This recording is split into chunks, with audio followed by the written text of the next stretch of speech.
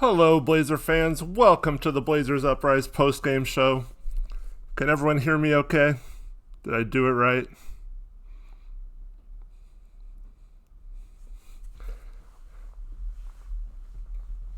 Hello, everyone. Thanks for tuning in. Blazers got a victory tonight. Feels really weird not talking to Tori on this. It's like throwing me off. But the Blazers win tonight 122 to 103. Finally, a victory for our Blazers. We can rejoice. 5-game losing streak is over. The Wizards are sure a crappy team without most of their guys. Got to get used to having to click whether I can show messages on here and stuff. But Dame had 35 points tonight. Hassan with the 2020 game to ring in the 2020 year. 23 points, 21 rebounds, 5 block shots. Great game from him. CJ kicked in with 24 points and 6 assists for him. And Melo with an efficient 16 points on 9 shots. Man, it feels good to get a victory.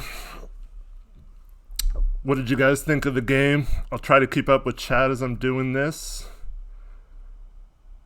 I'm really nervous though, so sorry if it's coming across bad here. Yeah, Jordan McRae had a pretty good game for the Wizards. He was only 12 of 26 from the field, but 35 points. He sure likes to shoot a lot. Their starters were awful in this game. First thing I want to talk about, though, is the Isaiah Thomas ejection. I know you can't put your hands on a ref, but I thought that was kind of a weak call. What did you guys think of that ejection? I thought it was kind of funny, though, too. He definitely made contact with him, though. It's a big no-no, so I understand why the refs felt that way. But it's a little weird to get thrown out that fast into a game. And I was surprised they didn't overturn it once they reviewed the play.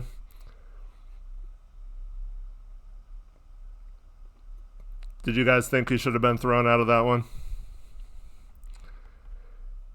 And I didn't know at the time if that would help us or hurt us, because Isaiah Thomas is one of those guys who can shoot a team out of a game or can score like crazy, so I think it probably ended up helping us that he didn't play, although Ish Smith didn't do bad off the bench as he replaced him. He did kind of push the ref and made contact, definitely. I felt like the ref was kind of in a bad position, though. It's not like he seeked him out or anything to make contact.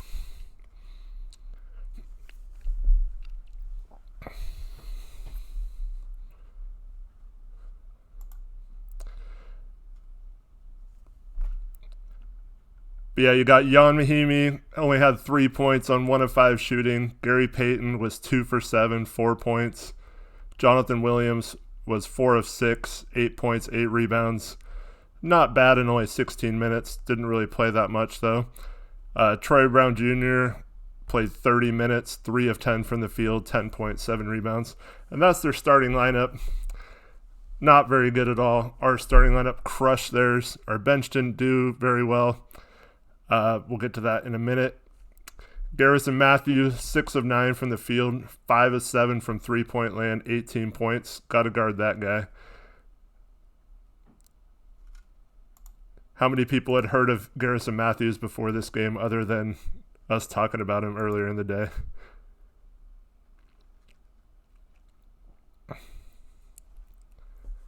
day? Torrey Jones out with back spasms. Torrey's on his way up to Mount Hood right now to go inner tubing, so that's why he can't be on here. Sorry, you're stuck with me.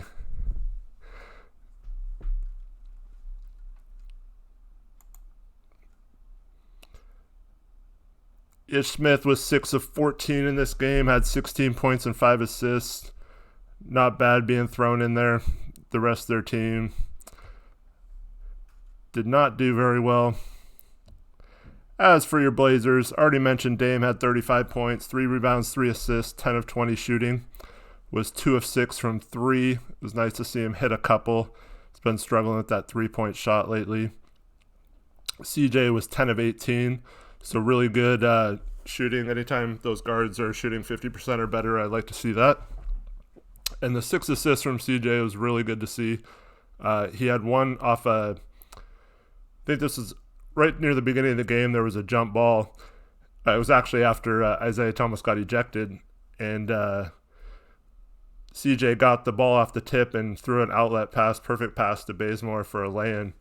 Really got us started nicely there.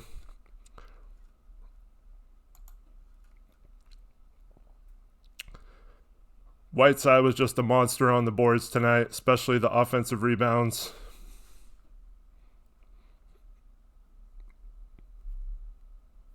Seven of 8 from the free throw line as well. The 5 blocks. He got teed up for staring the guy down and flexing. I wish he would kind of cut that out. A lot of times he's more worried about looking cool after he does that than staying with the play. The Tolliver dunk. He got rejected on a dunk, but there was a foul on it, I guess. It looked pretty clean to me. Not sure why Little's not in the rotation right now with how depleted our team is, but he wasn't for some reason. Hazonia got the call instead of him tonight. Hazonia actually had one of his better games. Torrey tweeted out during the game that he shouldn't shoot 3-pointers, and those were the only shots he missed. Otherwise, he was 4 for 7 from the field with 10 points. I think he might have been practicing his crazy layups because he made a few of those this game. Gary Trent Jr. was 3 for 7, 6 points. I thought he played okay. Didn't really force too much, but didn't really do a whole lot either. Simons only got 4 shots, 1 of 4 from the field for 2 points. Not a great game from him. Our bench didn't really play a lot of minutes, though. 17, 20, 16, 14, 1 and 1. So not a lot of time for the bench. During the broadcast, Lamar Hurd, if you guys get the Blazer feed, mentioned that last game against New York with both Dame and Melo on the bench is when New York went on their big run in the fourth quarter. And the same thing started to happen tonight. Luckily, we weathered the storm and didn't let them go on a run and catch too close. But we got to figure out those rotations, especially with this lineup. You can't have a lineup of CJ, Tolliver, Hazonia, Trent, and Simons out there. I just don't think that's a good enough lineup to do anything right now. And I know there's no real choice of that, but I feel like you have to have at least 2 of your starters in the ballgame at all times right now.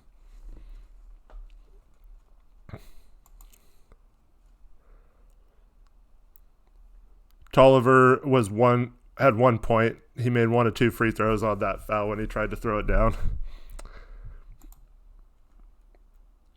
One thing I really liked tonight, even though it didn't really work great in the first quarter, was that Stotts actually tried switching up his rotations a little bit. Usually he has Dame play almost the entire first and third quarters.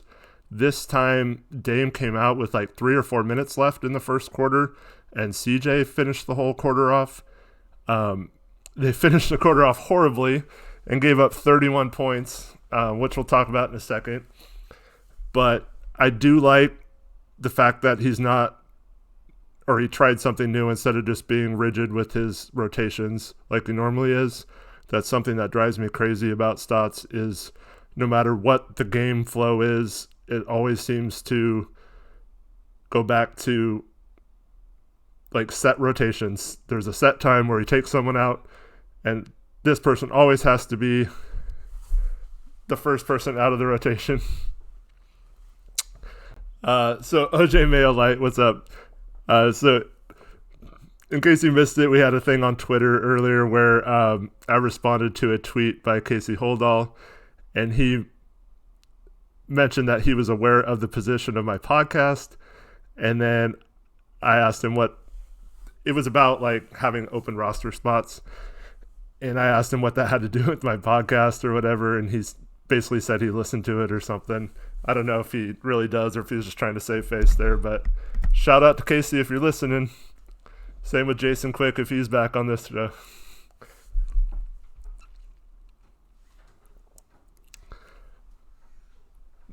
I was a little frustrated with the 31 points given up in the first quarter to that Wizards team, especially considering the hubbub about having a defensive practice yesterday and making sure we came out focused and with lots of energy on defense, and then to give up 31 points to that team in the first quarter after saying all that stuff is it's a little disheartening. But the rest of the game, they gave 103 points, so they only gave up 72 points the rest of the game, so I'll take that.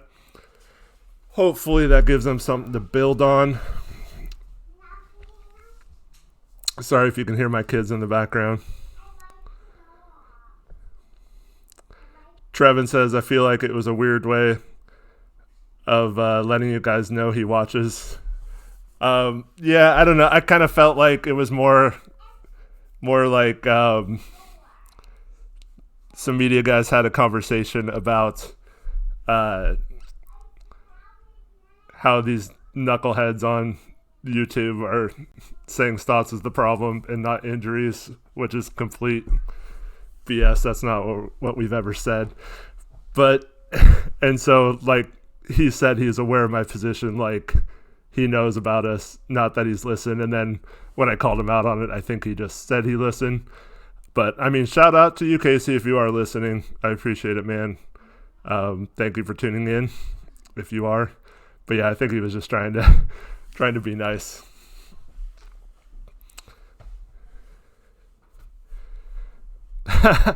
Russell, first round exit. Westbrook says, it's okay, I'm used to hearing your son Tori in the background of every stream.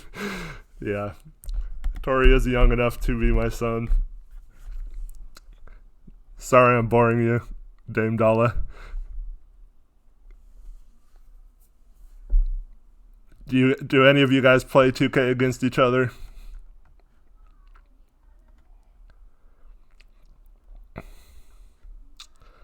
Danny Edelman asked, should we talk to Washington about trading Tolliver for Peyton?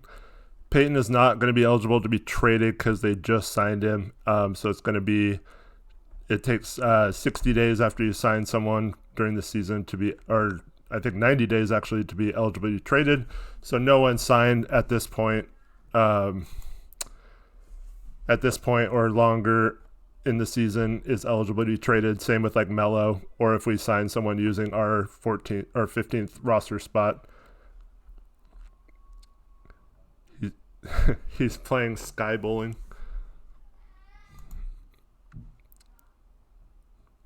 It's weird how many comments get held for review when they don't seem that bad. Like all of the People's Mix comments.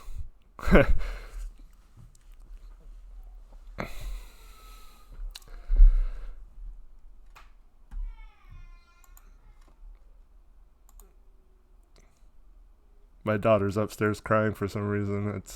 Sorry, guys.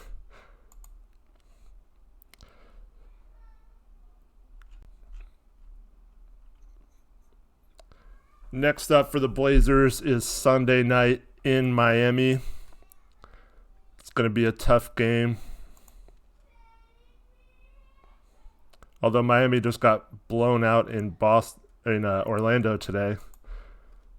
They were looking ahead to beating the Blazers on Sunday, right?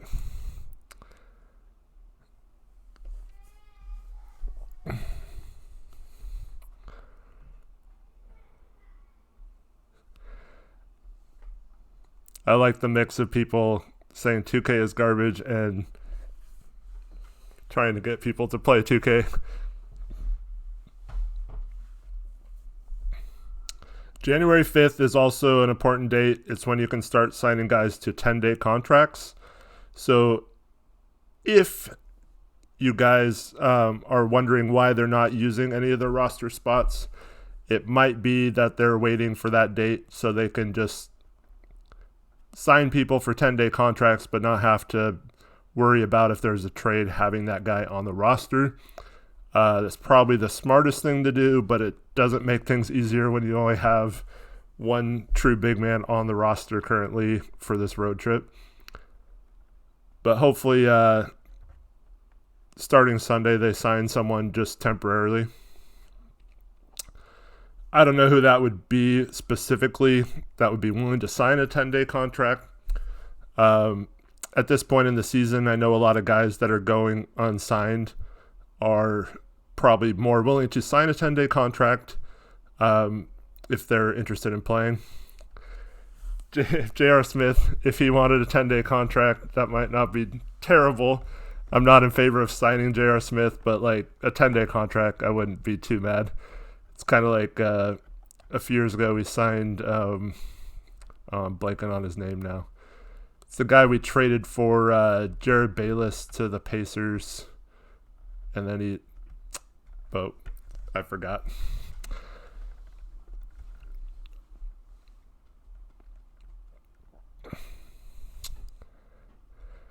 Leo's starting with the CJ trades again.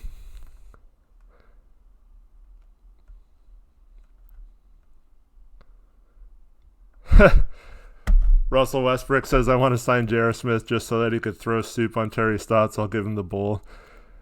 That's funny, but yeah, I don't wish harm on Stotts. He's a good guy. We don't have to get into that right now, though. Interesting is an interesting way of saying horrible. Yeah, sorry. Sign LiAngelo Ball. Didn't he just sign with OKC's G League team? So I don't think he's available. I think the Nets just agreed to terms starting Sunday with Justin Anderson, or they like have a tentative agreement. Tori, what's up, man? What do you think so far? Am I doing all right? Sorry, I'm not you.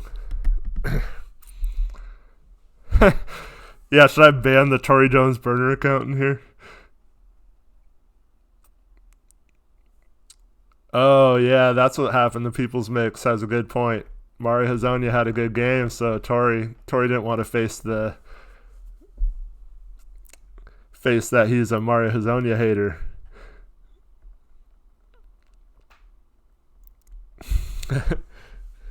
Trevin wants me to ban you, Tori.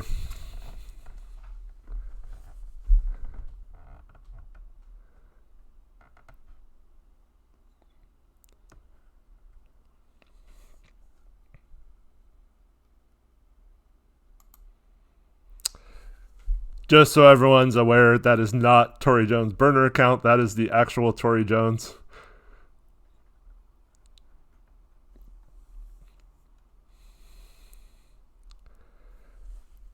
It's not really a self-esteem thing, Russell Westbrook. It's more like I just don't have a lot of experience doing this kind of stuff, so it's a little different just sitting on the other end, letting Tory ask questions and take control of the stream versus being the only one and just sitting here talking.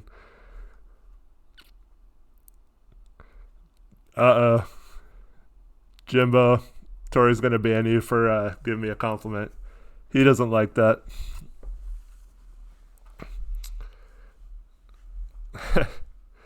Yep, Tori's in the chat.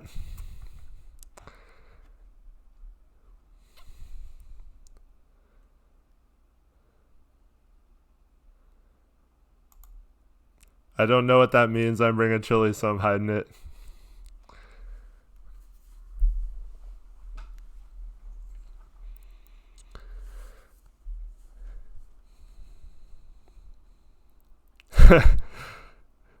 People's Mix, you know I cannot put that on here. Tory Jones is taking his stream back through the chat. All right. Yeah, no WTF pauses, People's Mix. Tori from Tigers in the chat.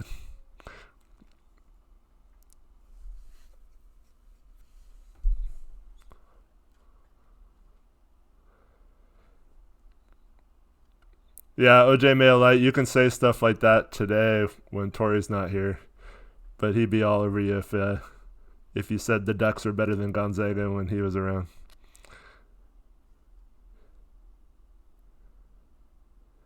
And no, the Cardinals are not going to be better than the 49ers next year, Zach O.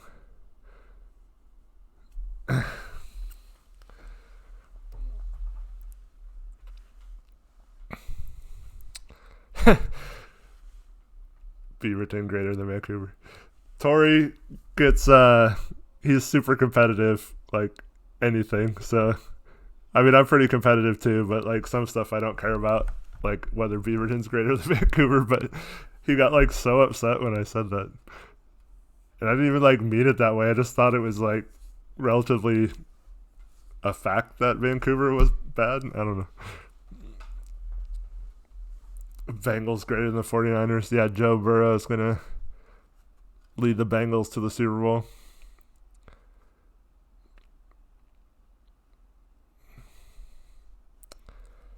A Huskers fan, like the Nebraska Cornhuskers.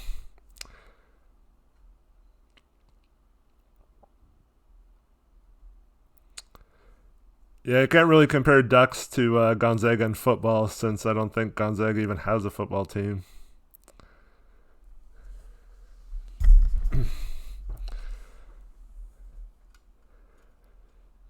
All right, let's take a look at what else happened in the NBA tonight. So you got, already mentioned that Orlando took down the Miami Heat by 20 points. Earlier, both Tori, myself, and Chat all picked Miami to win this game. So we're all kind of wrong on that. Terrence Ross with 25 points off the bench for the Magic, but other than that, it doesn't really look like they had... There's a lot of like low-scoring games lately compared to... It seemed like for the last year plus, there's been nothing but really high-scoring games. So it's kind of weird when you have games in the 80s or 90s. No one really did much. Bam had 14 and 10 for the Heat. Jimmy Butler 23, 10 and 7. Our boy Myers Leonard 8 and 7. It'll be so weird on Sunday to play against Myers Leonard. It's going to be really strange to watch. It's going to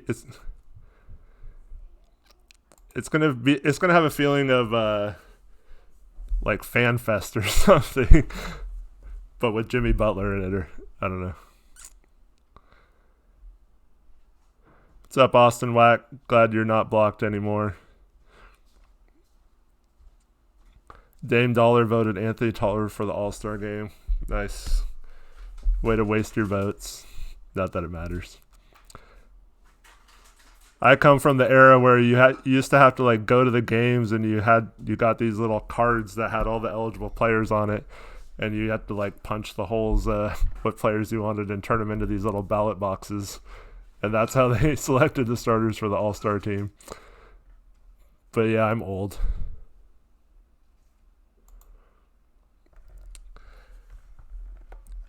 Whiteside gonna put a 30 for 30 just for Spoelstra. Yeah, so if you didn't catch it, apparently Spoelstra had some comments about stat chasing the other day, and it everyone's saying it was basically a shot at Whiteside, so he's going to come out and show them. Hopefully he has a good game. Definitely be engaged. Colton, I just turned 40 in 2019, so yeah, I'm old.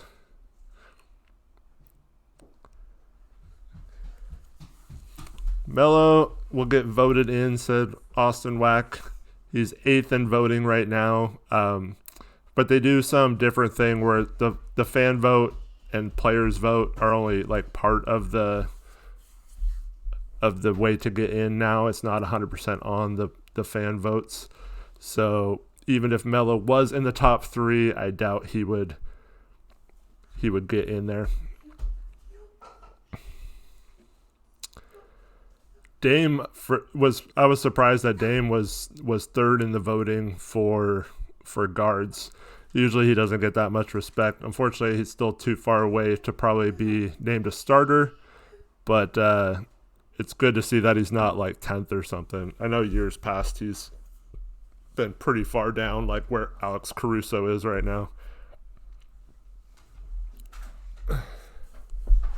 But yeah, the fan voting doesn't really matter as much as it used to. Yeah, Alex Caruso has way more votes than CJ. That's kind of funny. But it's stuff like that's going to happen when you have a guy like Caruso in the Twitter world, where just making a tweet and hashtagging an NBA vote counts as a vote to the All-Star game. You get like meme guys like Alex Caruso. Trevin, I think it's just hashtag NBA vote. Zach says Caruso is better than CJ. No, he's not. Caruso definitely deserves it. Okay, my bad, guys. You're obviously secret Laker fans in here. We're not allowed to say that about Laker players. Go find another stream if you like them Lakers.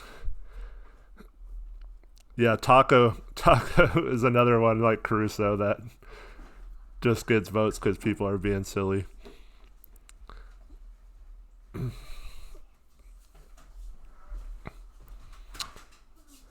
I've seen some interesting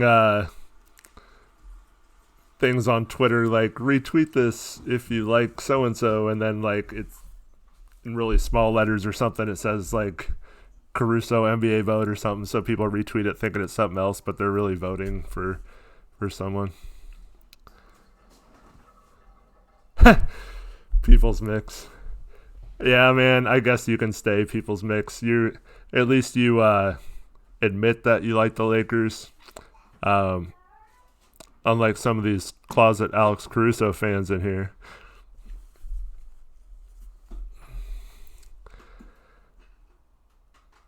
I'm sorry to disagree with you, Dame, but Taco is not better than our pick Nusser Little. And little will be good someday. Colton's asking if I think we can win against the Heat. We certainly can if they play like they did tonight. They played about as bad as we have been playing. But it's going to be a tough game. We don't really match up well with teams like that who have a guy like Jimmy Butler on the wing. We just got to hope that Bazemore is on top of his game defensively and that he doesn't foul too much or slack off the ball too much. But, yeah, it's going to be tough. Then we don't really have Whiteside is not a good matchup to guard Bam either. He's too quick and he crashes the boards a lot. And he's passing a lot this year, so that's a tough matchup for Bam.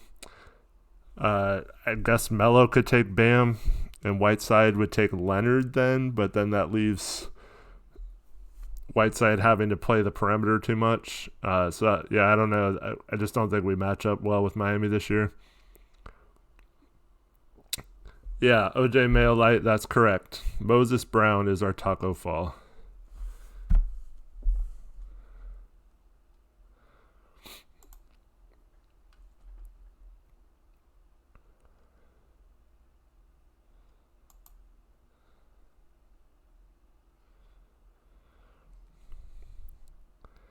We got the Olshey burner in here, 14 shots in, and I think I'm going to blow this thing up. I'm liking Mario's progression so far this season, so I'm keeping him. Is Evan Turner available? I don't believe Evan Turner, depending on when that trade happened officially, if Evan Turner can be traded for by the Blazers. Have to look that up later.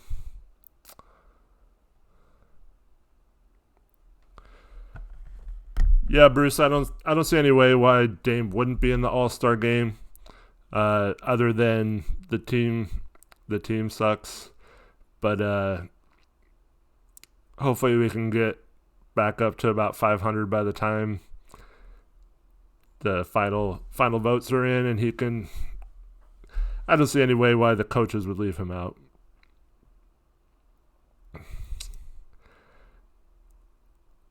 Yeah, try not to go too crazy with the burners because I don't know how to do this without messing people up. So if I block someone for good, I don't know how to fix it.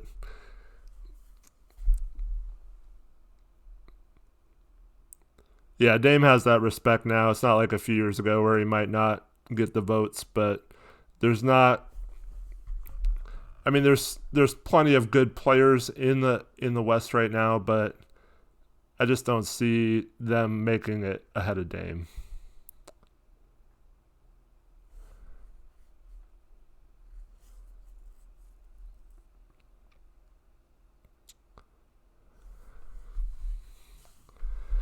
The People's Mix, Booker, LA, DeMar, Trae Young aren't making it. Baloney, what does that mean? Trae Young's in the East, so that doesn't matter for Dame.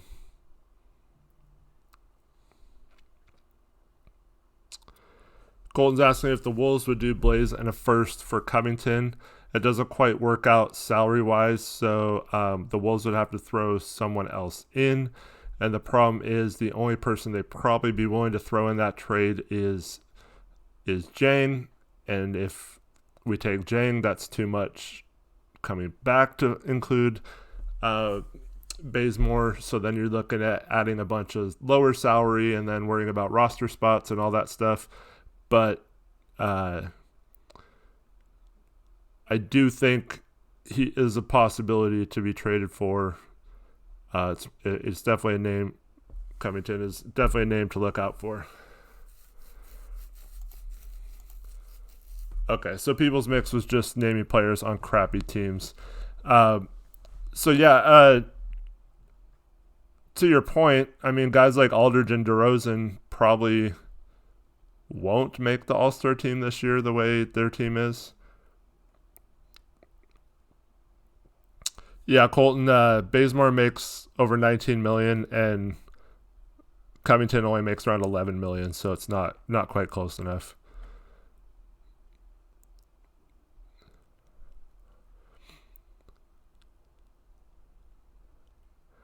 Pablo Prigioni, where are you pulling that out of, Brian Scalabrini?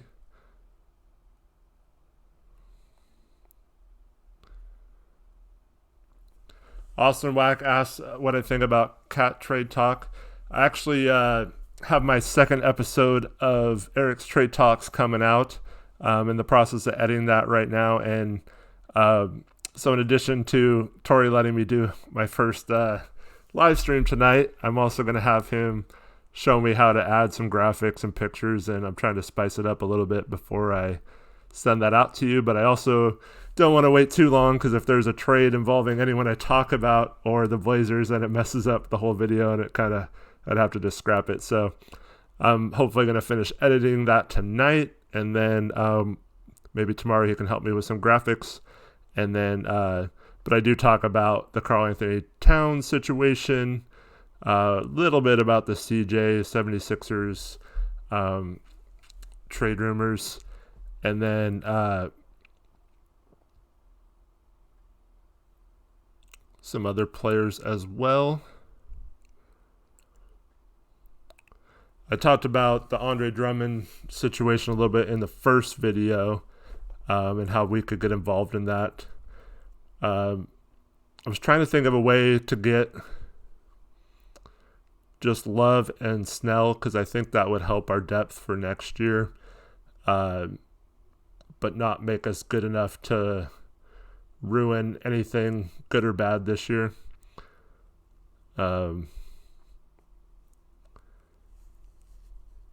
So Cody Franklin saying a Morris twin would be nice to have. So Markieff Morris is on he signed for the biennial exception, which is about $3.5 million. Austin Wack, thanks, man. Yeah. That Eric Brandt guy will hook you up if you need discount on party supplies.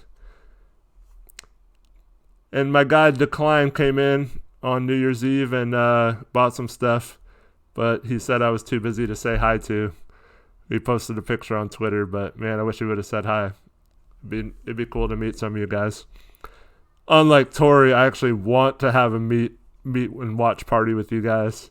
Maybe I'll organize that soon, and he can either decide to come or not. But anyways, back to the Morris twins. So Markieff signed a $3.5 million deal or so, and he's got a team option for around the same amount next year. Or not a team option, a player option. So he's probably going to decline that. So the problem with Markieff is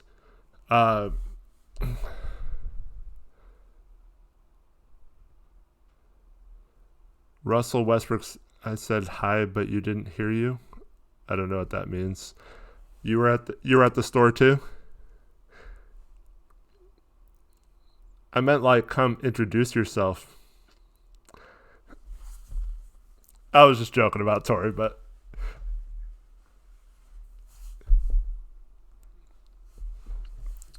and then so the problem with Markieff is if we go into the summer with him on our roster, it's kind of the same situation as with Curry, Hood, and Cantor this summer, where we don't have his bird rights, so he either has to sign for the mid-level exception and then we're done using that, or we lose him for nothing. So I don't like trading for him under those circumstances because it's not enough money we can offer him to probably stay unless he just got like no offers and then we were his only offer and he came back for a minimal amount. But I also don't like spending our whole mid-level exception if we have the full one on a player like that, because I don't think, while having him on the roster is good, it's not the kind of guy who can put us over the top and win a championship next year. So I'd rather stay away from him. As for Marcus Morris, he's definitely somehow turned into the better player than his brother, but he's on a one-year deal too, so you're looking at not having bird rights for him either, and that just makes it really hard. Plus he makes $15 million. You probably have to give up picks and like real assets to get him, so it's just, I don't know, either Morris brother, if either gets bought out like they were last year, I definitely would take a run at them. It doesn't look like that'll be the case this year. I wouldn't mind Markieff as a throw-in to a trade. Like I said earlier, if we got Snell and Rose and players like that. Colton, I'm not sure why we can't just sign Kenneth Faried. Apparently we didn't make a run for him in the offseason. So I don't know why I heard some rumors that he got some sort of injury in China and that's why he was released or left China, but I don't know.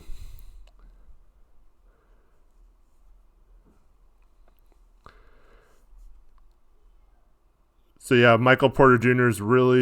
he's had a couple of good games, and Tori still hates Michael Porter Jr. I still think he's got a lot of skills, at least offensively. Him and Jokic in the same front court will be bad for them defensively, especially as they lose Millsap and guys like that. But yeah, I still think Porter Jr. will be a good player in this league, and he's definitely a good scorer. They're in a kind of a weird situation where Millsap, Jeremy Grant, and Plumlee are all free agents this summer. And what's up, Destrom? Tori's out inner tubing at Ski Bowler on his way there, so he let me take over tonight. But anyways, the Nuggets have a severe lack of bigs if they don't re-sign any of those guys this summer. Plus, they have guys like Malik Beasley, Torrey Craig, and I want to say one other guy that was important as restricted free agents this summer. So they could have a much different team next year. It's kind of like our summer of 2016, where how much do you pay those guys to stay and how much, or do you just let guys walk? Do you trade guys now so you don't have that problem? So they're always going to have the good core.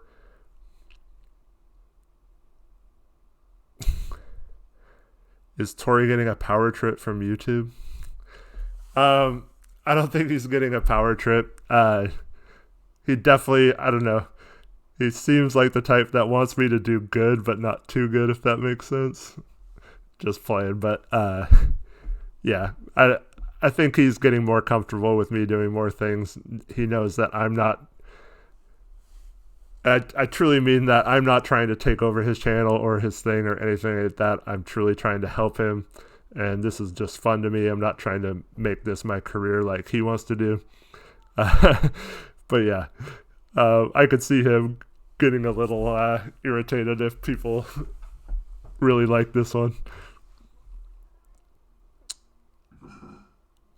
I am on Blazers Uprise today because I don't know how to go on my personal account and this one at the same time. So I'm just reading this one right from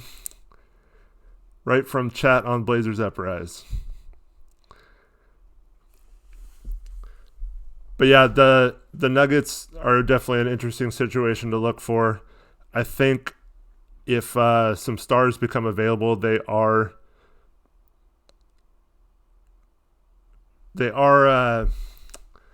a type of team that wants to make an all-in move to like bring in a star.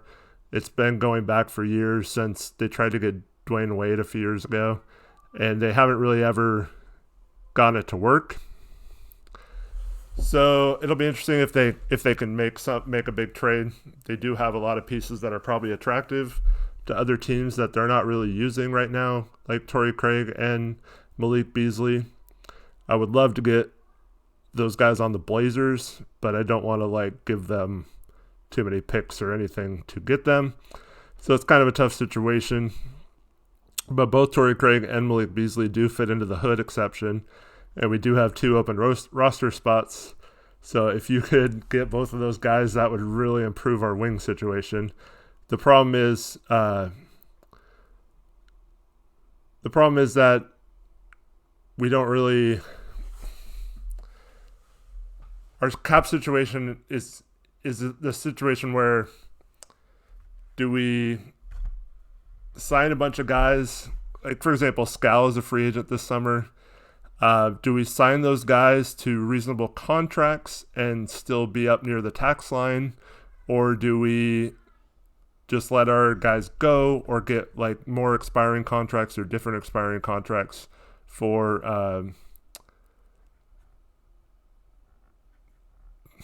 I keep reading the comments and getting distracted.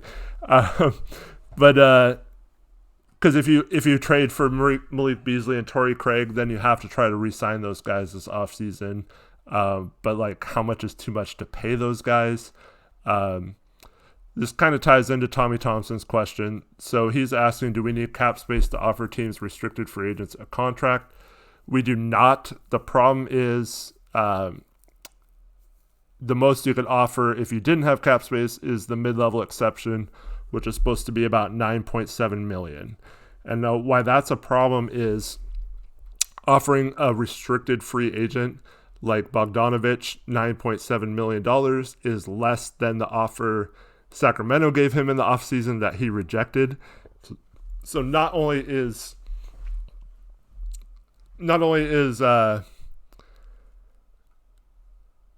Bogdanovich not going to sign with us for the full mid-level exception, but the problem is when he like even if he was willing to sign for that, since he's a restricted free agent, Sacramento would match that instantly and thank us, probably send us a nice gift basket for letting him re-sign for so cheap. It's the complete opposite of the Allen Crabbe situation, where we wanted to keep Crabbe, but it's really tough when someone signs him to a max offer sheet. And that's the kind of thing you have to do if you want to steal a guy like Bogdanovich from a team like Sacramento. That's what Indiana had to do to get Malcolm Brogdon from Milwaukee, and they actually turned that into a sign and trade. So they had to give up a pick as well. So without cap space, especially since if Hood picks up his player option, which I'm expecting him to do, that only leaves about $12 million in cap space. So unless it's like a lower end restricted free agent, like maybe a Torrey Craig, if you offer $10 million, that's probably something that Denver wouldn't match. But then once again, do you really want Torrey Craig for $10 million on your team? And that to be like your only move of the offseason? So yeah, it's I would kind of say that restricted free agents are off the books unless we're talking about some sort of sign and trade for them. But with that goes back to our cap situation, we have to have the cap space. You have to be under the tax apron, which is about $6 million over the luxury tax line, and you get hard capped if you bring in a player through a sign and trade. Plus, they'd have to agree to come here and all that stuff. So the more likely scenario would be to trade for a guy like Bogdanovich or Torrey Craig, and then we have their restricted free agency rights, so we can match any offer, and then just let them field offers. And then if Bogdanovich, for example, doesn't get an offer better than 4 years, $60 million or something like that, then you can maybe sign him to that amount. Or if he does get that offer, like I just said with Sacramento, then you say, oh, hey, thanks, we'll take that deal. That's pretty reasonable for him. And then we have him re-sign for 4 years. So yeah, I think with restricted free agents, you probably have to trade for them to get them, unless you're like far enough under the cap to offer way more money than they deserve. I think Brooklyn did the same thing with Otto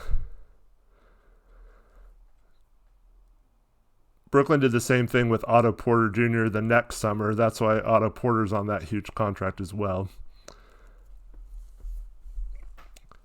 Colton, you can't fool me, man. I know CJ's not even eligible to be traded till January 30th, so funny stuff like that can't get by me.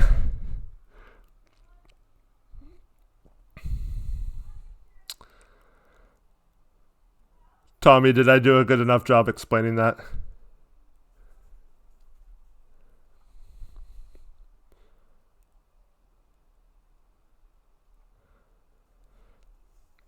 Neil Olshey, I did not.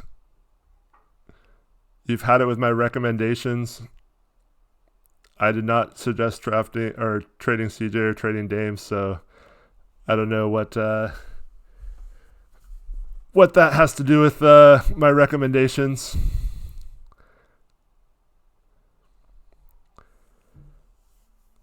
Javier Mitchell, I'm doing a video right now that explains my position on the CJ McCollum trade rumor, even though that came out to be fake. I'd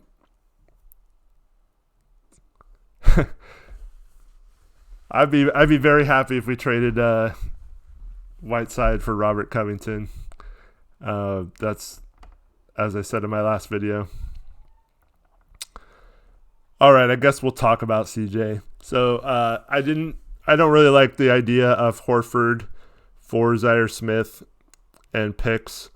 Horford would make sense on other teams that are contending, but not the Blazers. I just don't see him being a good fit with Nurk up front.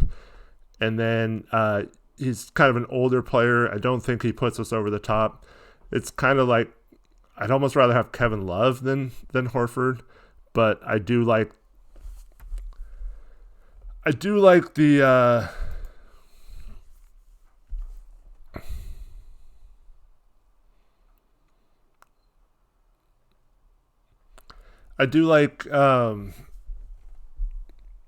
the idea of using Horford as a trade chip to another team. I was going through other teams all day yesterday trying to find a good trade.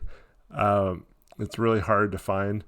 I do kind of like Zaire Smith and Jonah Bolden as kind of some under the radar, like low-key moves, but I don't like trading CJ for those guys.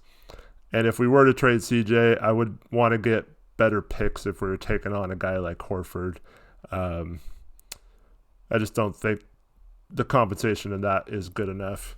Even though it seems pretty fair on paper, I think that makes our team worse both in the future and this year, and I don't like either of those scenarios. And I doubt they're going to trade Ben Simmons, especially for a guy like CJ. So I think we can scrap that. Yeah, that was one of my ideas too, is send Horford to Sacramento. But yeah, there's lots of possibilities. You could send Horford to Minnesota and maybe pick up another first-round pick out of that deal. Or you could send Horford to Golden State. And then they could send D'Angelo Russell to Minnesota. And then we get a pick out of that. So they basically got Horford for D'Angelo Russell. Doesn't really help them this year, but that definitely would make them scary next year. Don't know if I like that at all.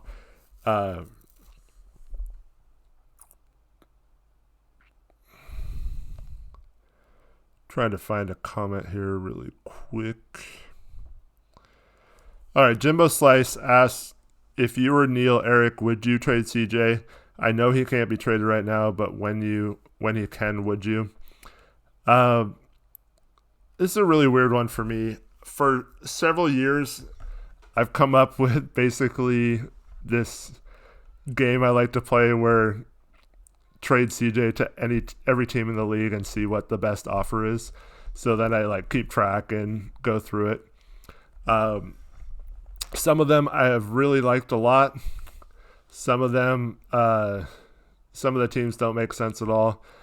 I'm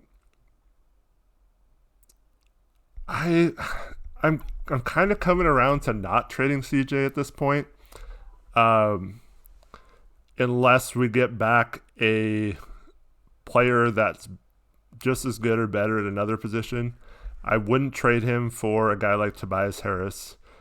I think that's kind of a lateral move, even though you're getting another position. I just don't like moves like that.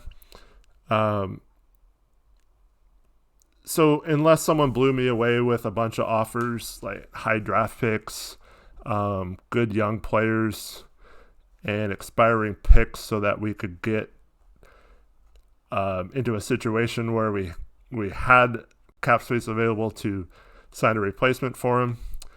I would not do CJ for LaVine and Otto Porter. I don't think LaVine's game fits well with Dame at all.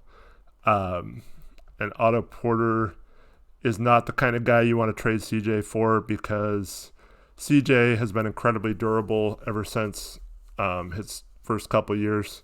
I mean, he even had a pretty scary knee injury last season and was back 10 or 11 games later. So I don't like trading guys like that. Now, Karl Anthony Towns, if they wanted CJ, that might be a different story. I would try to get him without doing it first. But I don't think if a team like Minnesota is trading Karl Anthony Towns, that trading CJ or trading for CJ for him that doesn't make any sense at all. They're going to want good young players and picks for him, because getting a guy in his prime doesn't really change the direction of their franchise. CJ for Kevin Love would be terrible. That would be a way to completely ruin the rest of Dame's prime here.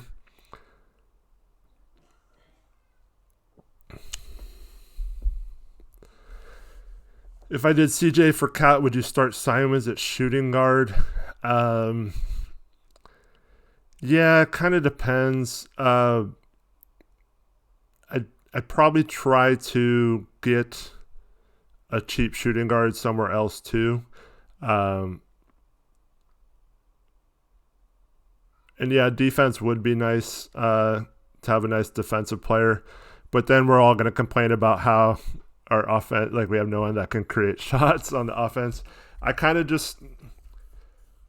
really want, this always goes back to coaching for me. I really want to see what Dame and CJ are like with a different coach before just completely giving up on CJ, because I feel like he has the necessary skills to be not quite as good as Dame, but like a Dame light type player where he can run the offense if he wants to. He can create shots. He can use his ability to create shots and his ball handling to set up others more than he does, but he just gets in those modes where he just gets like so focused on trying to shoot that he doesn't open his eyes. But yeah, I'd just like to see what another coach would do with them before giving up on him. But with such a little window between the trade deadline and when he's eligible to be traded, I really would be surprised if he got moved this season. And then I also think that once you hit the offseason, people are just going to excuse this season off as injury riddled and not really care about what happened. So yeah, tunnel vision's a great word for it.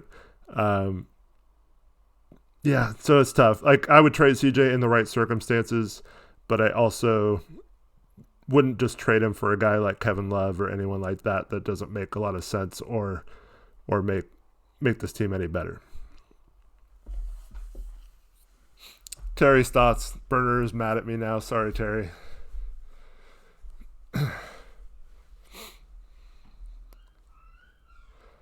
There was a point in the game where I tweeted out, CJ, you have teammates. Like, it's frustrating sometimes. He's not held accountable when he just goes ISO 4 possessions in a row. Yeah, did anyone catch Terry's thoughts post-game interview? Did we just make shots tonight? That's why we won.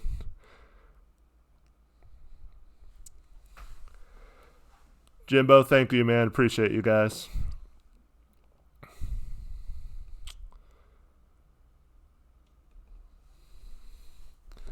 Yeah, and I think CJ would be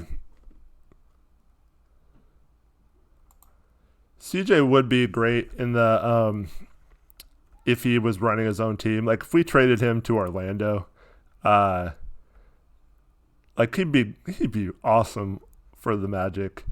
The problem is I do not want Aaron Gordon near this team. And there's not really, like, Fournier. I would take Fournier, but not for CJ. That makes our team worse. I love Mo Bamba, and he's kind of stuck behind Vucevic, but once Nurk's healthy and Collins is healthy, he'd be kind of stuck on our team on the bench too. So it doesn't really make a lot of sense there. Obviously, I'd love to get a mediocre team like that's pick assets if they gave up a bunch of picks. But yeah, I think CJ would thrive in that situation, but a lot of those teams, like a rebuilding team, doesn't really want a near 30-year-old guard right now. They want to go young too. So Cody Franklin saying no more talk about Blake Griffin. I am almost completely off the Blake Griffin bandwagon. So it's kind of interesting that Jason Quick was tweeting a bunch of Detroit news yesterday about how Detroit's thinking about blowing it up and all that stuff, going with the rebuild, even though their owner has been vehemently against it so far. But yeah, I think I do still I wouldn't be mad if we traded for Blake Griffin, but as long as we didn't give up anything of value for him. So if it was just a straight like Whiteside and filler for Blake Griffin, maybe even like a protected pick, I probably wouldn't be too mad at it, but at this point, it's like I almost kind of want to just trade for a wing that would help us next year. Um, and Blake Griffin's been terrible this year, but how much of that is because he's been kind of in and out of the lineup, hasn't really been able to practice much this year, wasn't able to practice pretty much at all this summer. Um, and then how much of that is he maybe deteriorating because of all the injuries and his age and all that stuff. So I don't know. Like I said, if Detroit called and said we'll give you Blake Griffin, Derrick Rose, and Tony Snell for Bazemore and Whiteside, I'd probably take that deal. I'm not 100% sure if whatever, if they have to add Langston Galloway, then it'd be fine. But I just don't see that as actually that the trade wouldn't be bad. Like I said, I haven't run the money on that one, but it would definitely make us interesting next year. You'd have Griffin, Collins, and Nurk up front. You'd have D Rose, Simons, CJ, and Dame as your guards, and then Snell, Hood on the wing. That's definitely a pretty good team, but yikes. I don't know about Griffin taking on that contract. You're almost guaranteeing, it's the same way with Love. You're pretty much guaranteeing luxury tax payments for the next 3 years. So if you make a trade like that, you're pretty much stuck with your roster. So you better make sure it's a good trade. But I don't know. I'd probably go for it. Colton asked if we can trade for Eric Gordon. I think Eric Gordon just signed an extension during the season or close to the beginning of the season. So I don't think he's eligible to be traded this year until after the trade deadline, so not at all this year. I have to look that up for sure, but I think Tori and I looked that up the other day.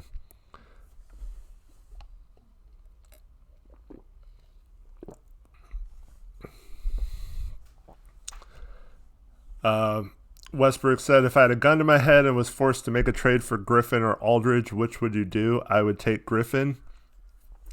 I know this is going to sound salty, but screw Aldridge. He's a traitor. Yeah, I don't want him back on the team. I don't like Aldridge. Used to.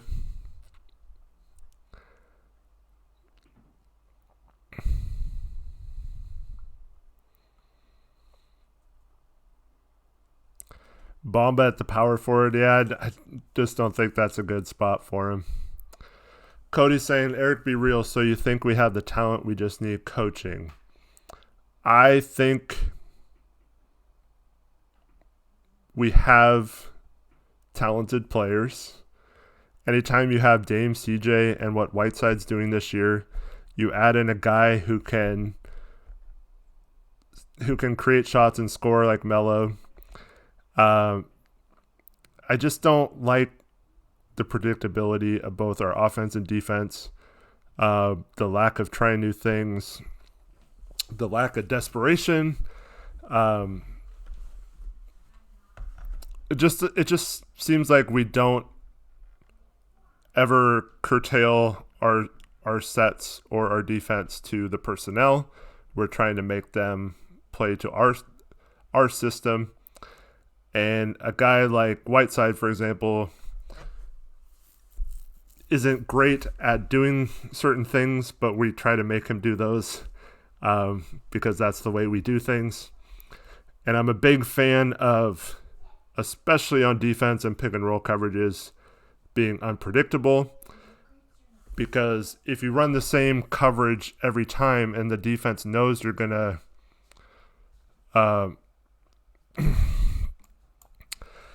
if the defense knows you're going to sag the big, they can just keep setting a pick until the big sags far enough and the guard gets screened enough to get an open shot. And so I like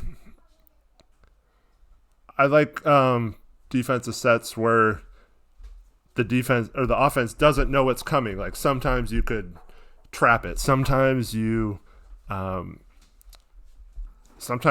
and recover. Sometimes you just switch. I mean, like there's lots of stuff you can do.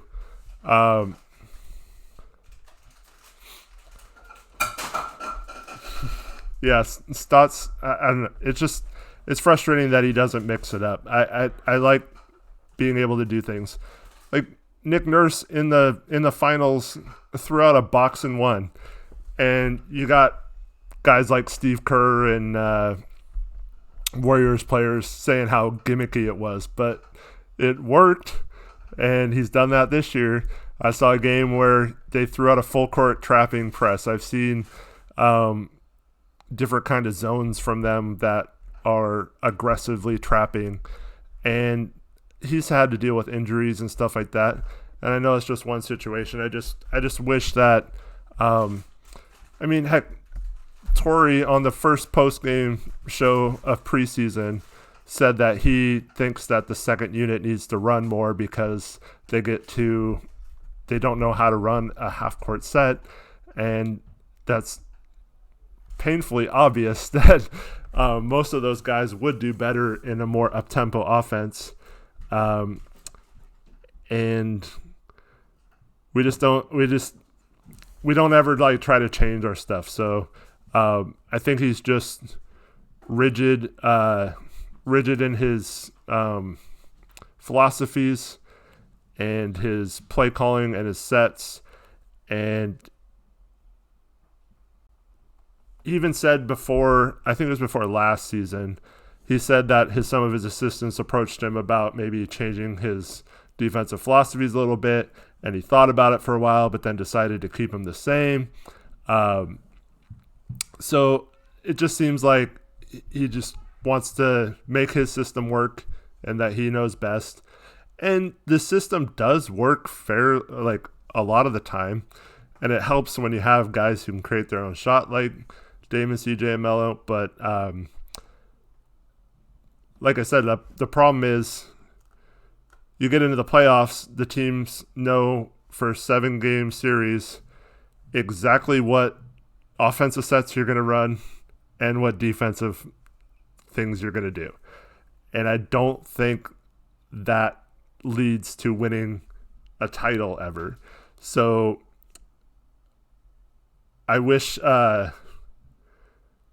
just wish we'd mix it up. And I know in the Western Conference Finals that we tried to actually do different things against the pick and roll. But by that time, if you haven't played those situations all year, you haven't even tried it in an actual game, our rotations were too slow on the backside, and it led to even dunks and layups.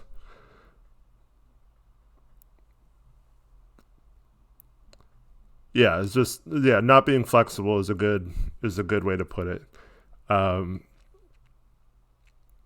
I just wish we'd have different things we can do against different teams, because you can never have one system work against every team and in every situation. And I feel like that's his coaching philosophy, is to make his system work against every team in every situation. And I just don't think that's the best way to do it. And then you get in a series and someone takes away what you like to do by trapping Dame. And do we do anything different? No, we still keep running pick and rolls right into the trap. We keep having Dame bring the ball up right into the trap.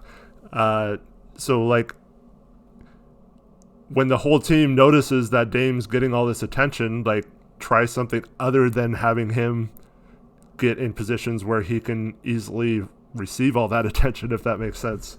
And yeah, I'm trying not to bash too hard, because like I don't hate Stotts. He's definitely got some good qualities. I've actually liked him early on in his tenure here. It's just once that Pelican series happened and it was obvious the following 2 years that we still don't know what to do when Dame gets trapped or taken out of games. It's just frustrating to me. Thanks, Alex. Thanks for tuning in.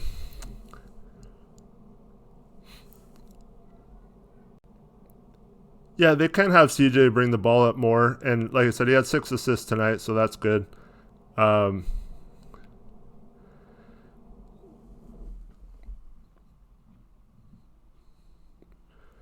says, one guy on Twitter made a great point. If we're just having the stars ISO the whole time, what is Stott's offensive genius really doing?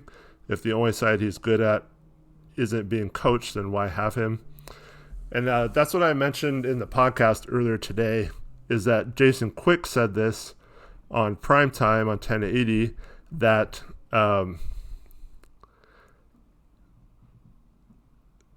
that it basically seems like the players aren't being coached and they're playing like they don't have a coach.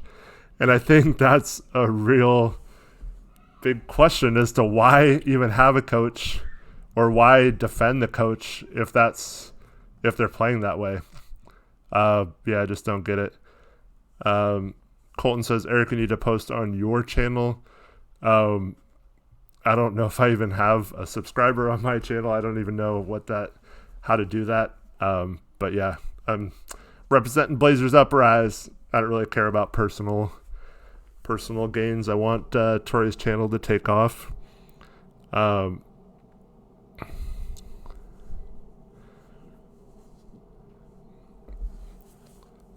have 4 subs. Nice. Are you one of them? I only use my thing to comment when I'm not hosting this.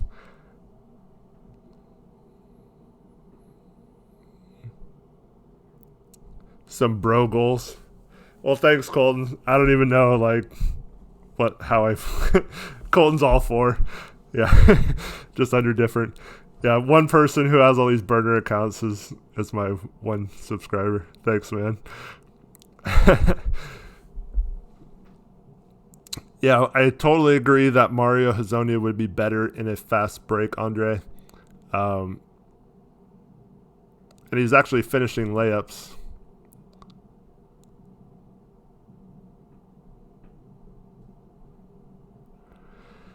And that's one of the frustrating things about some of our arguments on Twitter with people who are just like, if you don't like Stotts, F you.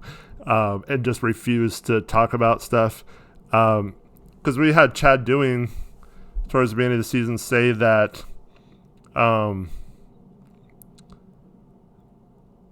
Stotts can't be a good coach when Dame and CJ aren't hitting shots.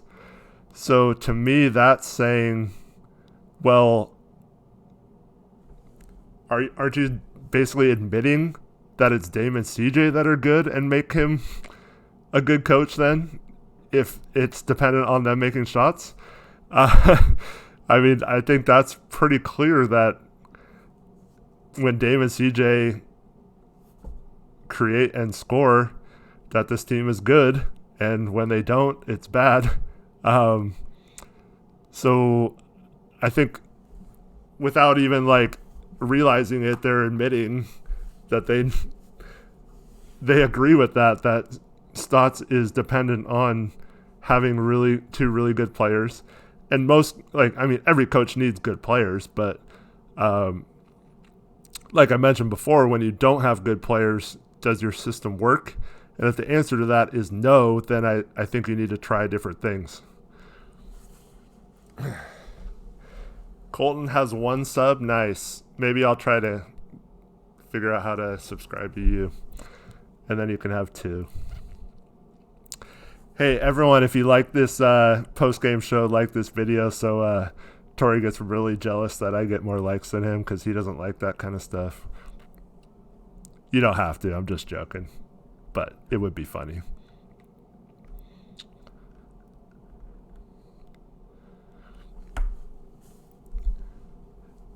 It would be awesome if he came back and I had 100 likes on this video.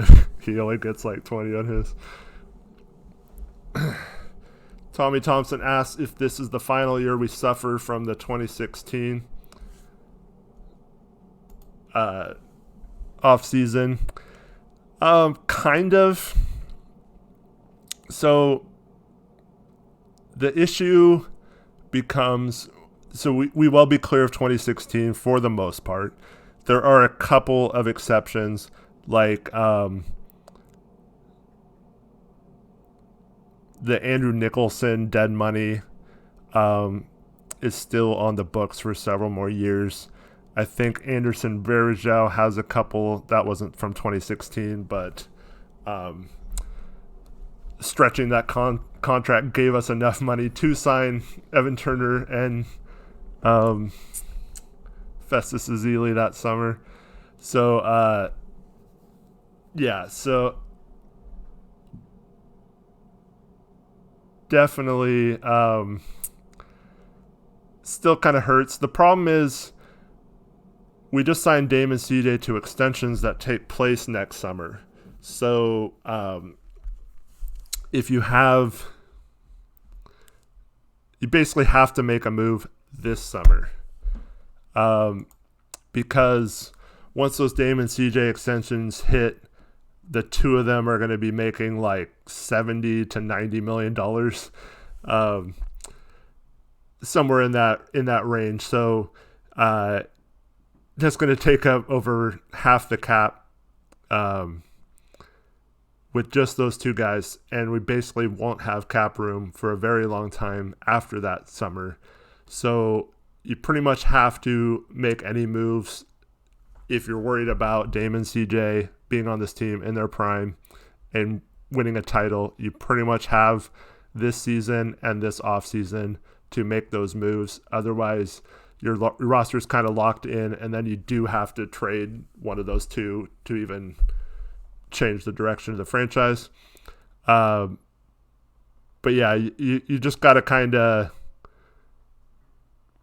you got to find a way to bring in either lots of really decent players so we have depth and a bench and all that stuff, or one really good star that will attract other players to play with. That guy right now would be Karl Anthony Towns if he ever became available. And if you didn't have to give up CJ and you had a roster of Dame, CJ, Nurk, and Kat, I'm sure guys would come join that team. But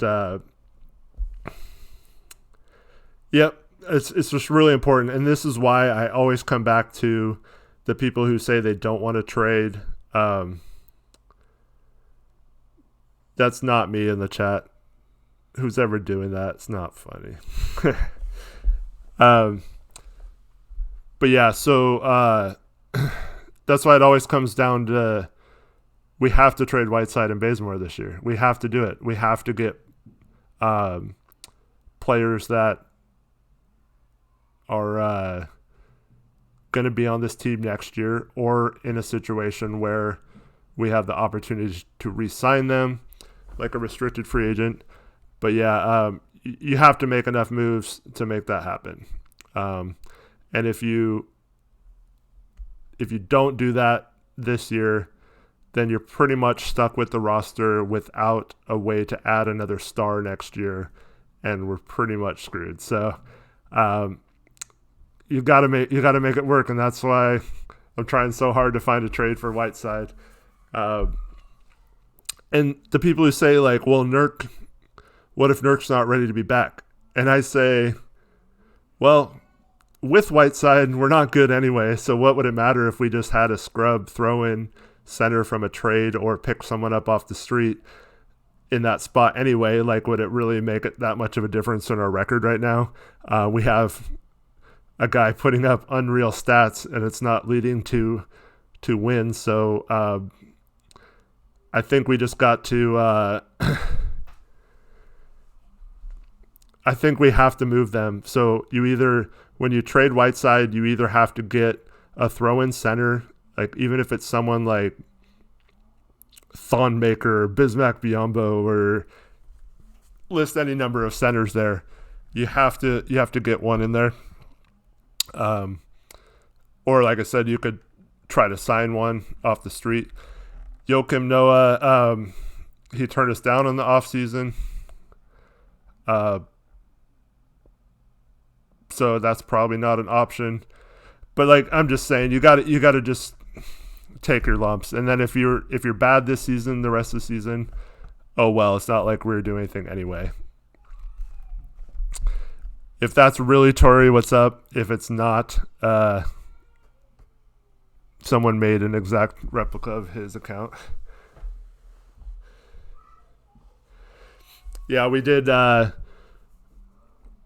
Tori's vision was to have like a roundtable discussion sometimes with the guys from the other podcasts, and the other than the Peeps and Plaid guys, the other ones kind of backed out of everything.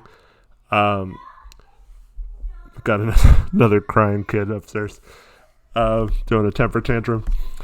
But yeah, the Peeps and Plaid guys are cool, and hopefully we'll get them on some shows here.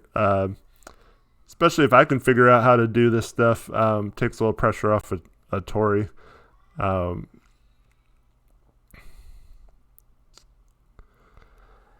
Tommy Thompson says Hassan for Tristan Thompson, I'm assuming, and Larry Nance Jr. Yeah, that's not bad. I mean, Nance would be okay to have in the future. Tristan is a free agent after this season, so yeah, I mean, it's not the worst thing ever, but I don't know if that really sets us up for future success either. Nance is a little overrated, but he also the type that can create a little bit, so he might not be too bad. About to drive to the mountain. You're just leaving?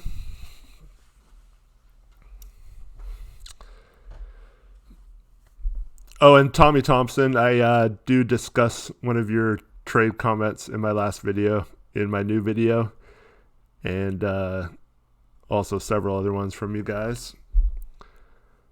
Cody, thanks for saying the stream has been fine. I don't know if you mean like me running it or the actual stream without any lag, or both maybe. Austin, Tori, I hear you played college basketball. He does like to bring that up.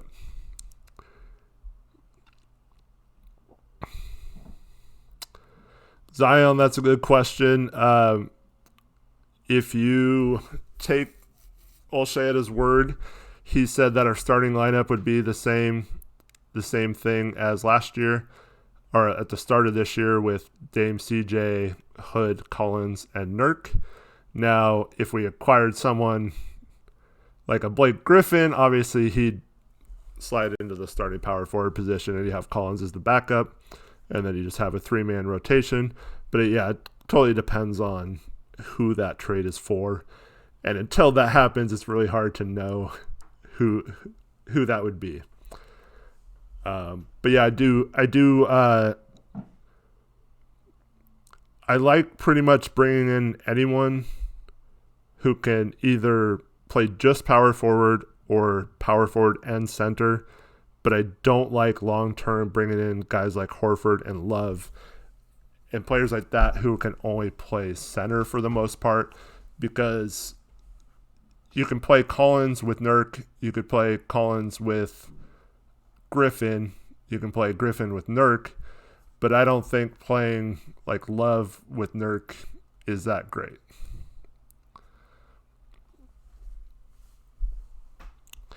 I know Nance Jr. can play both too, but he's really undersized for a center, and I don't like his physicalness as a center. But yeah, I wouldn't hate a Nance Jr. trade, but later, Tori. Have fun up on the mountain. And no, there's no chance we trade for Brandon Ingram. He's looking like a long-term fit for the Pelicans. And now they're going to get Zion back soon as well.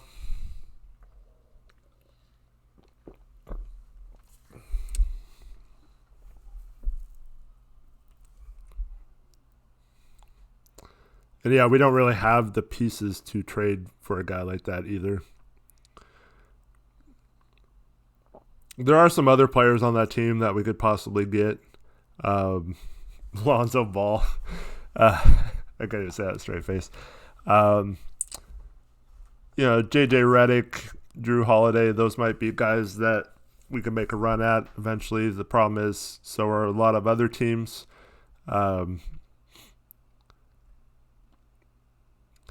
If we could get Cat and Covington, we'd be pretty much set. Even if we had to give up all the young guys. I do like Josh Hart as a backup guard. I think he would be really nice with Simons to kind of balance out that second unit. But yeah.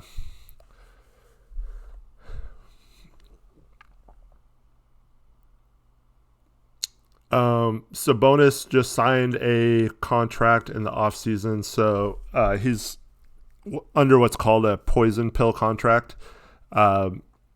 What happens there is you have to take the average of his salary, and he only makes like $3 or $4 million this year off the top of my head. So his outgoing trade for Indiana only counts as like $3 or $4 million, or maybe it only counts that way for the team getting him. But then the incoming salary counts as like $20 million or something. So like there's no real way to make that trade work with the team over the cap. You could make a 3 or 4 team trade and kind of like one team gets a lot of money and another team doesn't. But it's going to be really hard to balance that out and make that trade work. So Sabonis is pretty much off the table for sure this summer. This season, I guess. Once his contract kicks in, then you could just trade for him straight up. But then we're going back to the same problem we've had before, where if we don't trade Bazemore or Whiteside, we can't trade them once the trade deadline's over or in the off season. So we're kind of stuck, and that's why Tori and I are always a fan of trading for guys like Tony Snell or Gorgie Jang, who have another year on their contract, because then this summer, if someone's looking to dump someone like that and you want to trade like picks for him, then you can, because you have a contract that can match up that's not a long-term contract.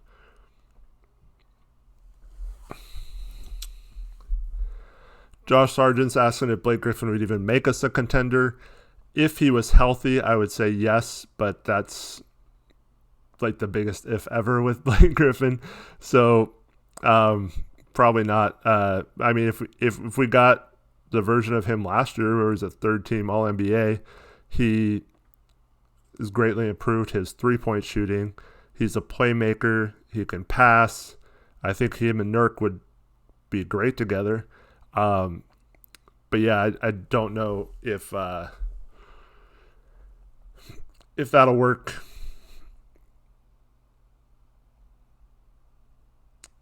But we're almost to the point now where you kind of have to take a risk if it's available. Because without it, like, let's just say we don't trade Bazemore and Whiteside this year, and then we use that $12 million of cap space to sign whoever the best player available is for $12 million. I don't even know who that would be. But let's say we sign Marcus Morris or something for $12 million. Then you basically have the same team as this year, minus Whiteside and Bazemore, but add in Marcus Morris. Like, is that, and maybe your first round pick, whatever that is that enough to win a championship? Probably not. So yeah, I think you have to take a risk at some point. The problem is Blake Griffin's like the biggest risk you can take, but he's only available for so cheap, theoretically, because of the risk. So yeah, I definitely agree that Cat and Covington would be the end game. Unlike, Paul George would have been great. Kawhi would have been great, obviously. But yeah, if Cat's available, the fact that he has 4 more years without an opt-out locked up, that fits right in with Dame and CJ being locked up for 4 more years, and in Dame's case, 5 more years after this one. So that would be ideal, and I would definitely trade whatever first round picks we had and whatever young guys they wanted. That's one of the few trades I would give up Simons for. Definitely whatever they wanted for that, but yeah, I don't think Minnesota's going to trade him.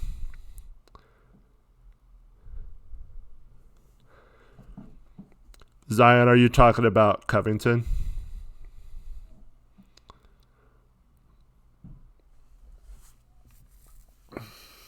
Or Bazemore?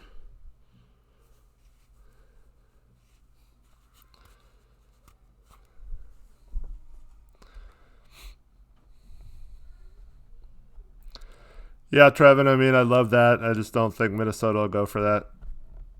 Probably have to throw in picks, but then you got teams like Phoenix who could offer multiple first-round picks and guys like DeAndre Ayton and Destrom made a video mixtape about Baze. Nice. Delete the video. Is that on his channel?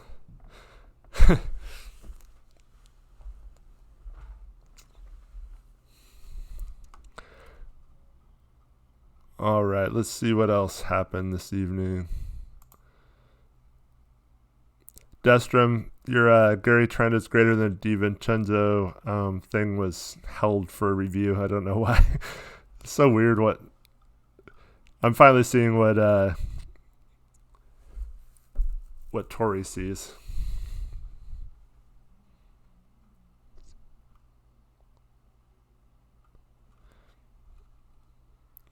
All right, let's go back to see what happened in the NBA tonight. Now that some more games have gone final, Boston held off Atlanta. They were down big in the first quarter, 109-106. Didn't cover the spread, though, so that's a winner for me on the picks. The Blazers obviously covered the spread, so chat gets a big L there. Houston covered the 4.5-point spread, so that's an L for Tori and a win for me and chat. New York and Phoenix is up 6 with a little less than 2 minutes to go. The spread on that one was 7.5, so pretty good night for all of us if New York covers that. And then we got the Lakers already up 16 on New Orleans in the second quarter, but the Lakers were up almost 40 on Phoenix the other night and almost blew it. So maybe Pelicans can come back and make that a game.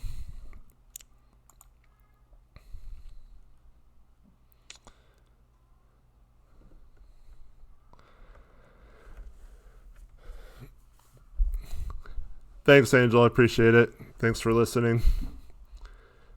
It's I don't want to get all sappy on you guys, but it's been really cool becoming a part of this community and seeing all you guys in all the streams each time and chatting with you guys. It's a lot of fun. Got some good, knowledgeable people in here.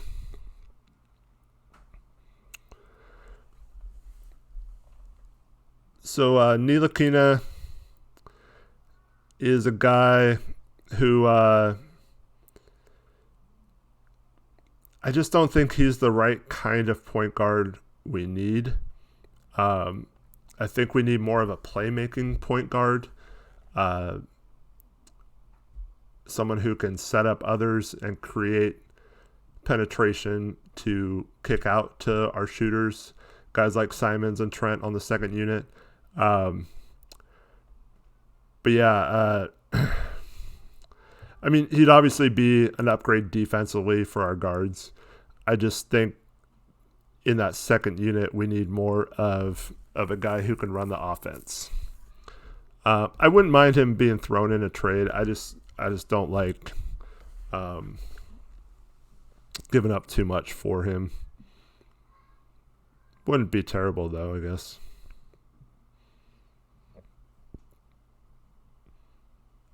What's up, Robbie Stackhouse? How you doing?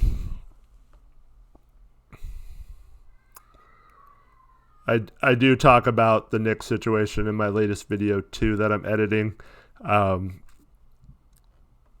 go through all their big guys: Marcus Morris, Julius Randle, Taj Gibson, Bobby Portis, and then talk a little bit about all their young guys too.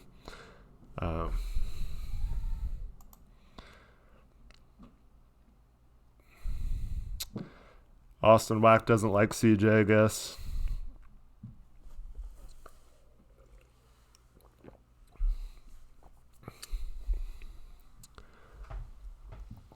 Colton, I do talk about that as well. Someone brought up in the comments was Bogdanovich and a Ariza for Bazemore, Tolliver, and a first. So pretty close. I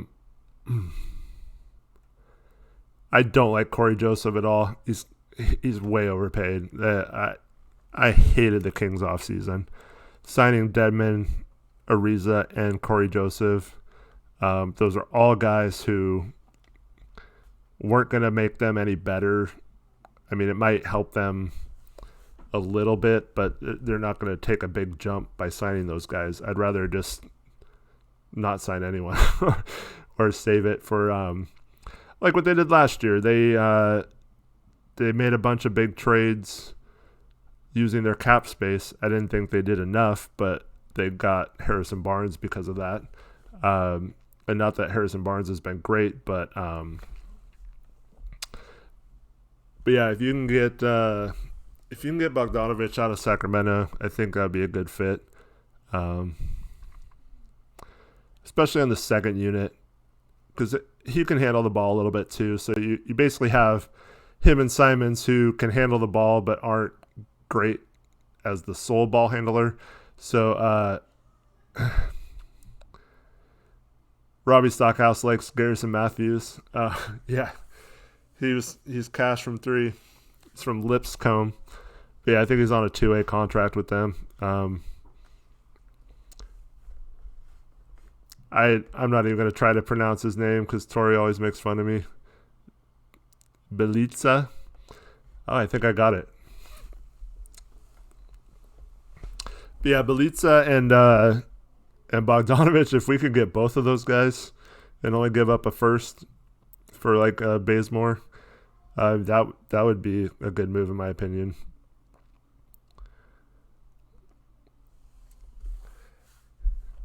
Yeah, I learned from Tori. Although Fasedniks or whatever his name is, man, Calabro sure was pronouncing his name weird tonight. I don't know. I don't even know what he was saying, but he called Troy Brown Tony Brown too.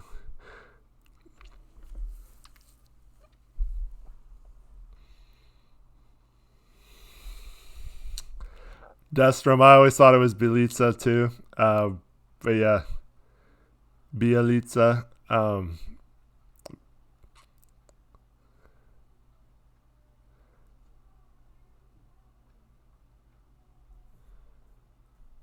Yeah, Zacho, I completely agree, and that's kind of what I was talking about earlier.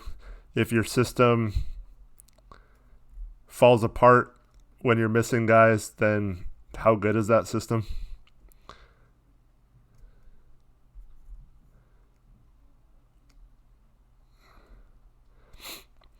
Austin, yeah, so going into that draft, I wanted Drummond at 6 initially. And obviously, we picked the right person, Dame Lillard. But yeah, when it became apparent that Lillard was our guy and that we were for sure taking him, I was trying to find a way to get both Drummond and Lillard. I didn't think Drummond had a chance of falling, but yeah, I was praying that we traded up somehow to get Drummond. The Raptors took Terrence Ross at 8, which was considered a reach at the time. And I think if they would have traded back to 11, Terrence Ross still would have been on the board. So we could have gotten Drummond, and they could have gotten Ross still and an asset. But yeah, that's tough. Because at the time, we still owed Denver a first-round pick the following year if we made the playoffs. So we didn't really have another first-round pick to trade. That was part of the Affollow trade. But yeah, if we would have just pulled that off, that would have been a really good team, because you would have had Aldridge and Drummond with Batum, Wes Matthews, and Dame. Like, that team would have been really good. I did hear a rumor about a week ago that the Blazers were one of the teams that was interested in Drummond. And I know Torrey said about earlier that he would take a trade if it only cost him expiring in a first-round pick. But I don't know. Once again, it goes back to Drummond and Nurk can't play together. And I just don't like trading assets for a center when at most, one of those guys or both would only play half the game. Yeah, Dame and Roy for a year, that would have been great. Robbie, what's up, man? I'll save you some time, but go back and listen. A few minutes into this, I talked a lot about Stotts in this stream. I don't feel like bashing him. Torrey's secretly shooting his rap video. So for anyone that thinks Torrey's going to come out anytime soon with that rap, you're going to have to be super patient. He's already setting it up that it's going to take forever for him to do it. But yeah, I don't think it's going to happen anytime soon. I hope he does, though, because he owes who was that first P, last LJ or whatever that did that, or was that who donated $100?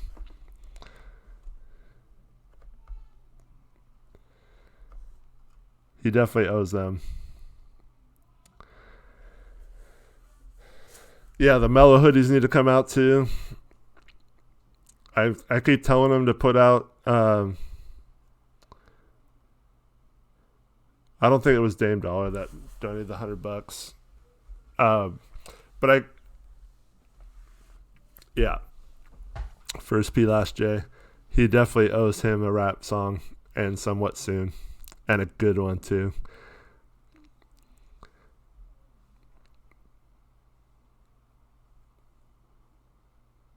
I think that's going to be funny. I hope he comes out with one soon.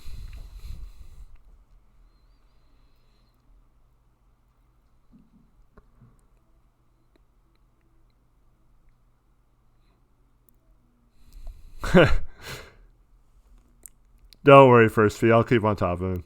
But yeah, I keep bugging him about just making Blazers Uprise merchandise too. That way we can wear shirts around town and stuff like that. Yeah. Someone disliked the video, man. What a bummer. Yeah. Tori always says, like, don't worry, man. Like, no matter, you can have like the best video of all time, and just like people have to dislike videos. Tori's gonna rap about how he played college ball. Yeah.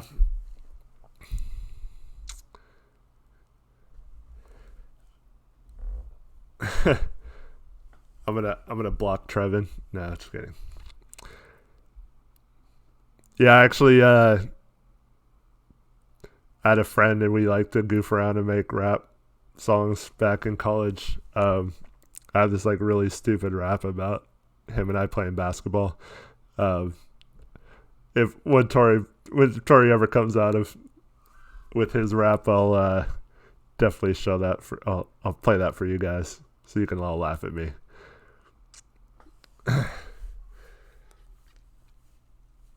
I don't need any money. It's all good, First Speed. Thanks for supporting the channel, though. Appreciate it. But yeah, I'll give you that for free sometime. I have to make sure it's clean though.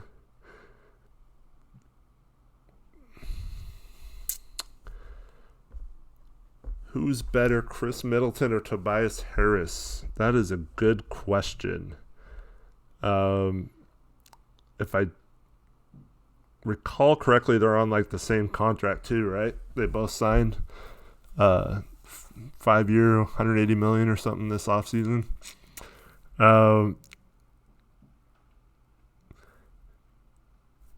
If you I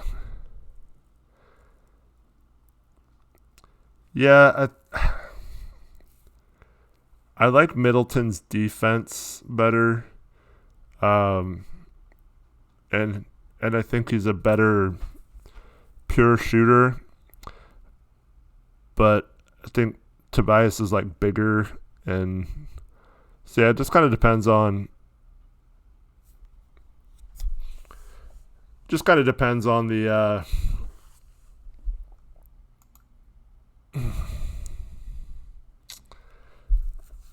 kind of depends on the roster. I kind of like Tobias as more of a power forward in like a souped up Aminu role.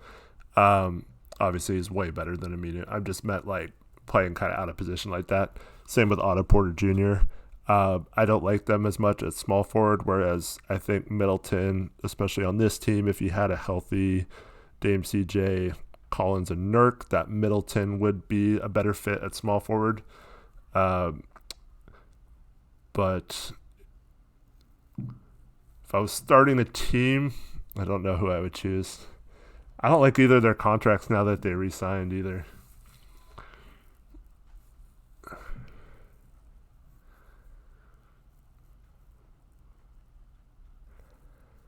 I was when we traded up to 10, I was so mad that we took Collins. I know Tori wasn't because he's a Gonzaga fan, but I wanted Donovan Mitchell.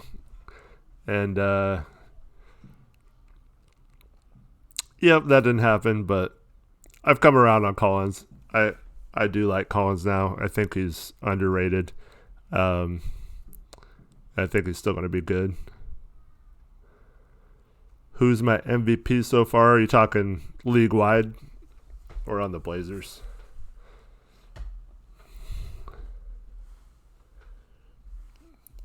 Hey, later, Zion. Thanks for staying this whole time. Good talking with you. Zippo, who's going to win the Super Bowl? I sure hope it's my 49ers. But yeah, it's going to be tough. Whoever comes out of the NFC is definitely going to be pretty good. I think it's either going to be the Chiefs or the Ravens in the AFC. But yeah, it should be a really good Super Bowl this year. League-wide, I'd probably give the MVP to Giannis right now. That team is killing it. And I think Middleton was out for a while. They lost Brogdon, so he stepped up even more this year. LeBron's obviously having a good season too. I think a lot of those guys like LeBron and Anthony Davis are going to cancel each other out. Kawhi and Paul George cancel each other out, but they've missed games too, so might not be up there as much. I'm probably blanking on someone else, but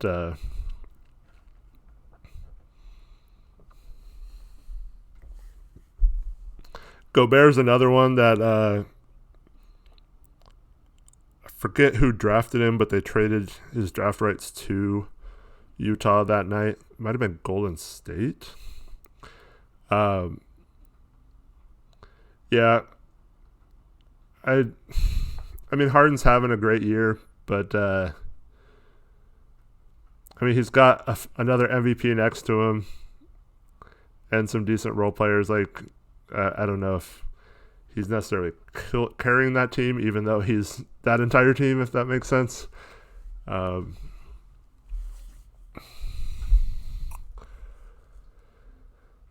yeah, so I was hoping to get Gobert. I mean, CJ is good too, but since we already had Dame, it was kind of hoping for Gobert later in the draft or trading up back into the first round to get him. Drummond or Gobert is pretty close in my mind. Drummond's probably a little closer to Whiteside than, and I don't mean that like in a fake way, just like Drummond puts up like huge numbers that without necessarily having a huge impact on the win-loss result. But Gobert actually has a huge influence on defense. But if Nurk is healthy, I would take Nurk over both of them. And I know that sounds kind of crazy, but I really like Nurk's game all around.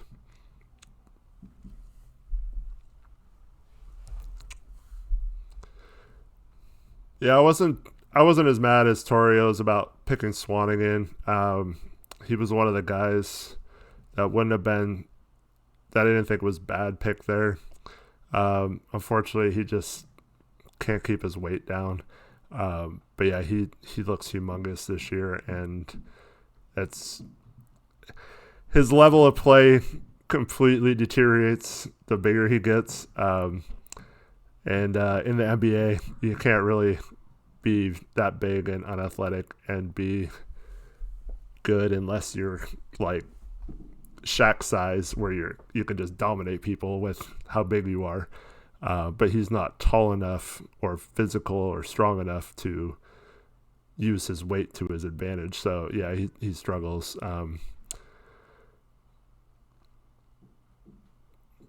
Yeah, Common Blazer fan perception was Zach bad pick, Swanigan great pick.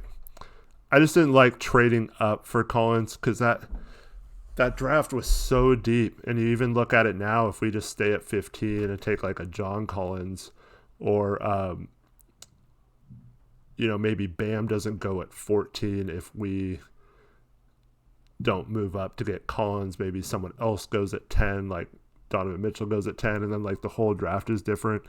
But yeah, you look at some of those guys. I'm going to say it this way because it's funny, but OG Anunoby, that was someone who I was really high on in that draft. I kind of liked, I still do like him as kind of a buy low candidate too, but Semi Ojeleye from Boston. I kind of like Josh Hart as a third guard. Didn't like Kuzma. Still don't really like Kuzma, even though he has good moments. But yeah. So I wasn't necessarily mad that we traded up. It was just that we traded up to get Collins instead of someone that wouldn't. Like if we traded up and got Mitchell, I would have been stoked. But the fact that we, like I said, I've completely changed my mind on Zach. I do not think he's been a bust. When we drafted him, he wasn't even supposed to contribute until this year. So the fact that he's actually given us some quality minutes in playoff situation in key games means that I think that was a good pick. So I've come around on Collins, and he's not the type that will ever put up like 30 and 15 or anything like that. His stats are always going to be kind of minimal, but he's the kind of guy who is kind of like the opposite of a Whiteside, where he won't ever have gaudy numbers, but he has just as much effect on the game. But yeah, I really like his defense. He won me over with how he did have to learn how to not foul, but he won me over with his ability to go vertical without like moving his hands down to foul, and then also being in good positions to help instead of chasing blocks. He's a great help defender, and that's something we really need on this team, and that's something that's really missing this season, and it's so obvious that we're missing that. And I think he plays way better. He plays way better with good players, so I don't think he's effective coming off the bench with like players who don't know what they're doing. Like this year, if he was coming off the bench while Aminu was still starting, I don't think he would have been as good. But yeah, it's kind of a shame because this should have been his breakout season, and I think he was headed towards that. So it kind of sucks he got hurt, or obviously it sucks a lot that he got hurt. And he was, I mean, it was only 3 games, but he was shooting 40% or so from 3. And his three-pointer has improved from his first year to his second year, and I think it would have improved again. But even if he's like 35 to 38% shooting the 3, I still think that's good. Yeah, and he developed his mid-range pretty well. I love some of his post moves. As a big man, I love playing against guys who go for block shots a lot because you can pump fake and go up and under and use like good footwork to get lay-ins. And Collins is really good at that. I wish we would post him up more. But obviously that's not a possibility right now. Yeah, Colton, kind of like an Al Horford type. That's a good comparison, I think. Guy who's really smart on the floor. Never really scores a ton of points, but always gets you like 12 and 7, even on bad nights. Yeah. I have a little stand for my mic. I don't have like a fancy thing that Tori has, Camping Skeeter. So Tori said when I did my videos to make it so the mic was closer to my face. So that's why it's up higher. He said it looks like I'm at a podium. But yeah, it's kind of similar to Simons because we drafted Simons and Little too. All those guys we drafted knowing that they weren't really going to give us much the first year. So like the fact that Simons has given us anything this year, I think is a real positive, and I think that's going to be great for his development. And the fact that Little has even played at all meaningful minutes. I know he's out of the rotation again now, but like the fact that he like started a few big games back when we still thought we were going to be good, like I think that's going to be good for him long term as well.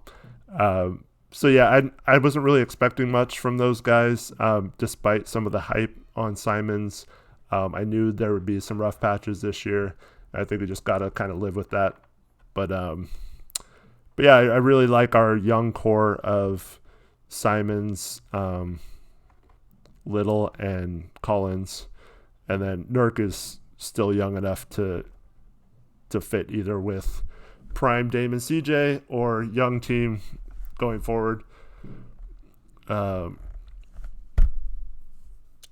Simons is a tough guy to compare to. I would love a CJ for Beal exchange. I believe Beal is not eligible to be traded this season because he signed an extension last offseason as well.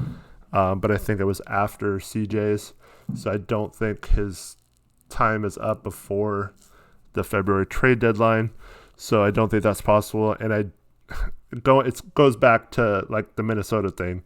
So Washington, if they traded Beal, would be in full-on rebuild mode. So why does trading Beal for a player? I mean, how old is Beal? Look this up real quick.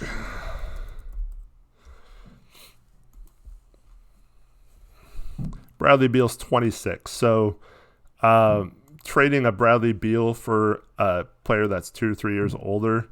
Yes, CJ could lead the Wizards and be that lead guard like I talked about with the Magic earlier. But the Wizards are going from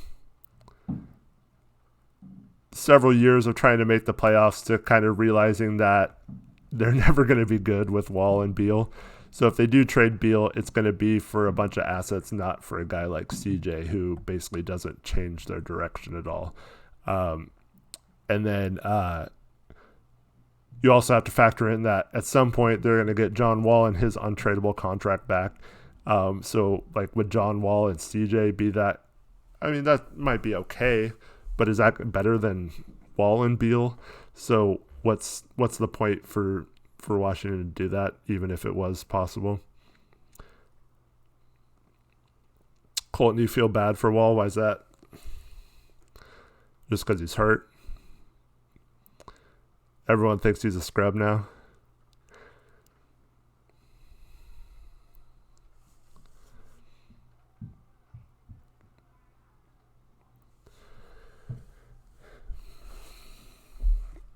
Anyways, I think that'll about wrap it up for tonight. This has been a lot of fun. I hope it wasn't too brutal for anyone to watch. Deathstrom, let's make a out of those guys. Let's do a Hassan video. I'd like to see your thoughts on that. But yeah, Wall's getting paid a crap load of money.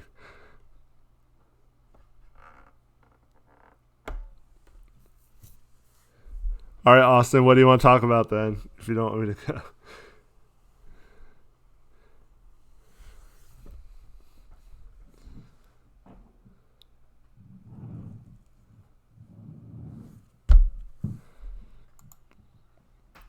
All right, Colton, I'll try to figure that out later. Yeah, the Blazers play again on Sunday, so we'll definitely have a post-game show for you then. Hopefully Tori is comfortable enough with me. So what I've been telling him is that we should have a post-game show no matter what after every game. And if we're trying to build a channel, that we need to be consistent with it. So hopefully now that I know how to do this, he'll let me do it on the nights when, because when the Blazers lose, like if the Blazers lost tonight, he was going to be so mad and probably just been like, screw it, I don't want to do a post-game show. But yeah, hopefully now that I've proven that I can handle it, that he'll let me do it. Thanks, Destrom. Appreciate it.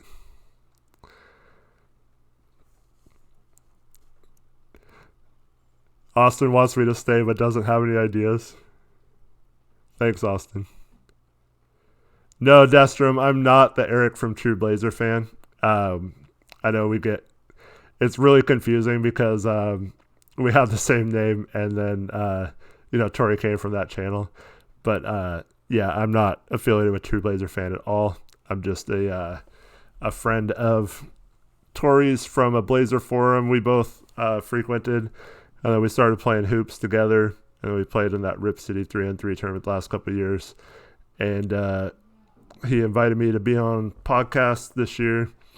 And yeah, just had some fun with it. But now I'm trying to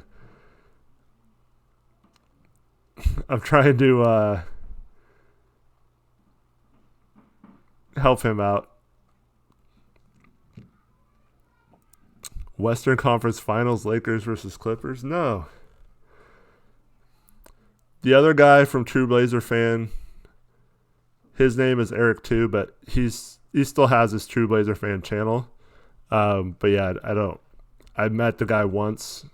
2 years ago, he came and filmed part of the Rip City 3-on-3 tournament. And Tori introduced me to him. But other than that, I don't really know anything about him other than what he says on Twitter and the videos he posts.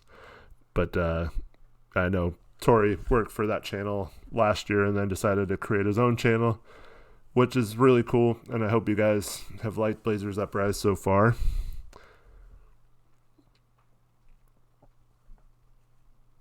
But no, I don't have anything to do with True Blazer fan.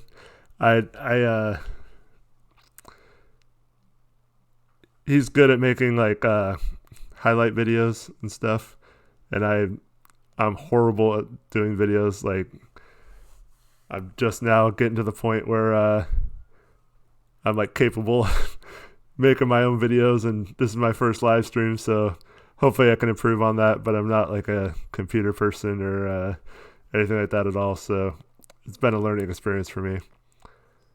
Austin, I love Obi Toppin in the draft. I've been on him since before the season started. Who else do I like?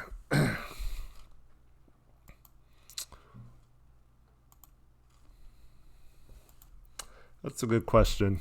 Maybe that'll be for another time when I have more time to think about it.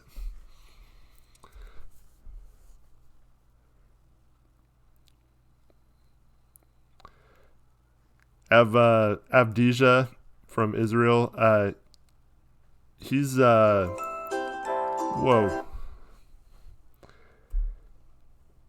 He's been moving up and down draft boards a lot. To the point where I saw some where he could be like late lottery. That would be interesting if he fell to all the way we were and we didn't have to move up much to get him. I do like Wiseman, even though I haven't really. It's going to be kind of like Michael Porter Jr., where you don't get a good chance to see him play at the college level.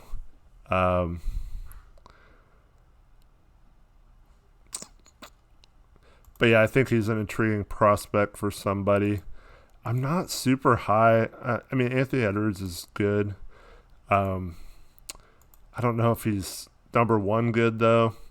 And then you got a bunch of like guards who, like Mannion and Cole Anthony and stuff like that, who will be good, but like I don't know if they're going to be great or anything. Looking forward to seeing, even though he's on the Ducks, N'Faly Dante play finally now that he's not suspended.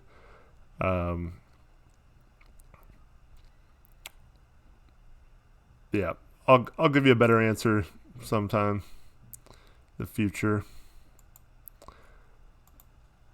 I think the LaMelo Ball stuff is hype for clicks.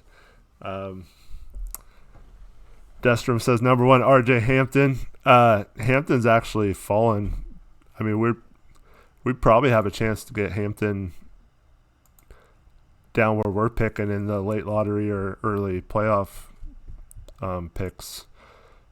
So yeah, he's definitely a possibility, but he's another like 6'4" guard. So yeah, if you think he fits well with Simons, then I guess. Let's see. Be honest. Who's your favorite person in chat? I like everybody. That's the truth. I mean, I don't know any of you guys personally.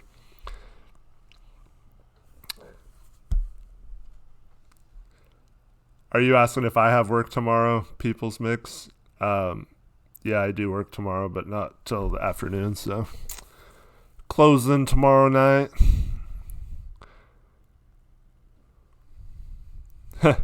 BS.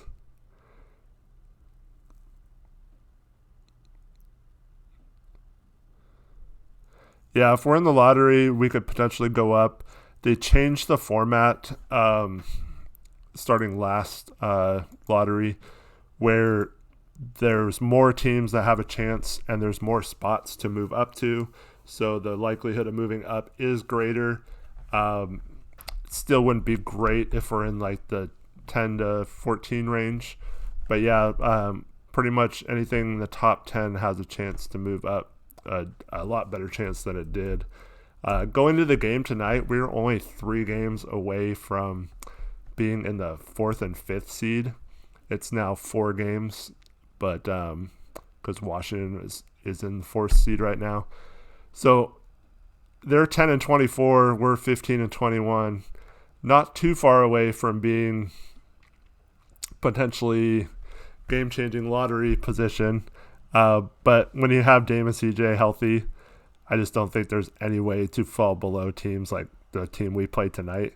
That team was horrible. I mean, they have guys who would probably be okay in roles, but like if that's your team, that's like, ugh. Not very good. Like, yeah. I don't know if we can out tank a team like that if they're hurt too. Yeah, tanking is not. It's weird. So people always just say, "Hey, let's tank. Let's tank." It's not a decision you can make. You can either be bad and lose games because you have a bad team. See Cleveland, Atlanta, whatever this year. You can also um, tank because you have a good team and your best player gets hurt, a la Tim Duncan. Um, there was a year, I think it was the year they got Beasley was, I think Dwayne Wade was hurt for Miami, and they ended up with the second pick behind Derrick Rose that year. So yeah, like if Damian Lillard got hurt and we were rolling out CJ, Bazemore, Melo, and Whiteside as like our best players, then it wouldn't really be tanking. It would just be we're so hurt we would suck. So we wouldn't win games, and it would be like tanking. And maybe if, kind of like the Golden State Warriors this year, like if he had a broken hand, maybe you sit him out an extra month longer because you know there's no chance of making the playoffs anyway, so what's the point? And there is a way to tank once you're out, eliminated from playoff contention. Then you go to a guy like Dame and say, look, we've already been eliminated from the playoffs, so why would you want to like kill yourself the rest of this season? Why don't you just like we'll like still play you, but let's be safe about your minutes and let some of these young guys develop to help you out next year, plus if we get a better pick. But players they don't care about a draft pick because that player is likely going to take one of their spots. So like players won't ever just give up on the season or tank. Same with coaches. So there is a point, the Blazers did it actually the year that CJ that'd be the 2012-2013 season, towards the end of the season when we fell out of playoff contention. They basically just started resting Aldridge and players like that. And so we ended up keeping our pick because it was protected a certain amount. And stuff like that is fine. But like right now, there's no way to tank when you have Dame and CJ. The problem is you can't even... Like, what would be the point of going to Dame and saying that? Like, he wouldn't like that, but at the same time, he's locked up for 6 years, so he can't really do anything about it. Like, even if he requested a trade, we don't have to trade him. But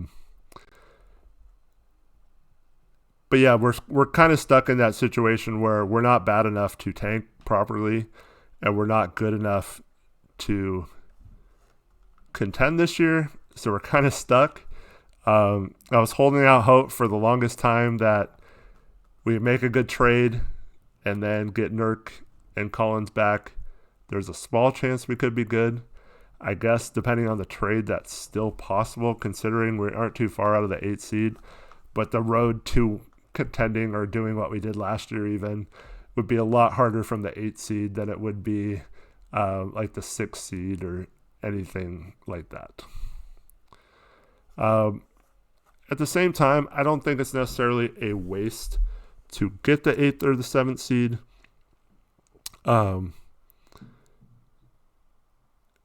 Because yes, there is a chance if you were like in the 12-13 range that you could move up in the draft, but most likely the percentages say you won't. So if you make the playoffs and are the 15th or 16th pick, or miss the playoffs and get the 12th or 13th pick, that to me isn't a big enough difference to even like try to tank. Like what? It's not. There's no real point in that. And like I said, even if we try to tank, we're not worse than some of those other teams, even though we've lost to a lot of those teams. But like, to me, the 12 to 13, yes, there's a chance to move up, but yes, there's also a chance you could give a team a run in the playoffs and get some momentum until next year. But yeah,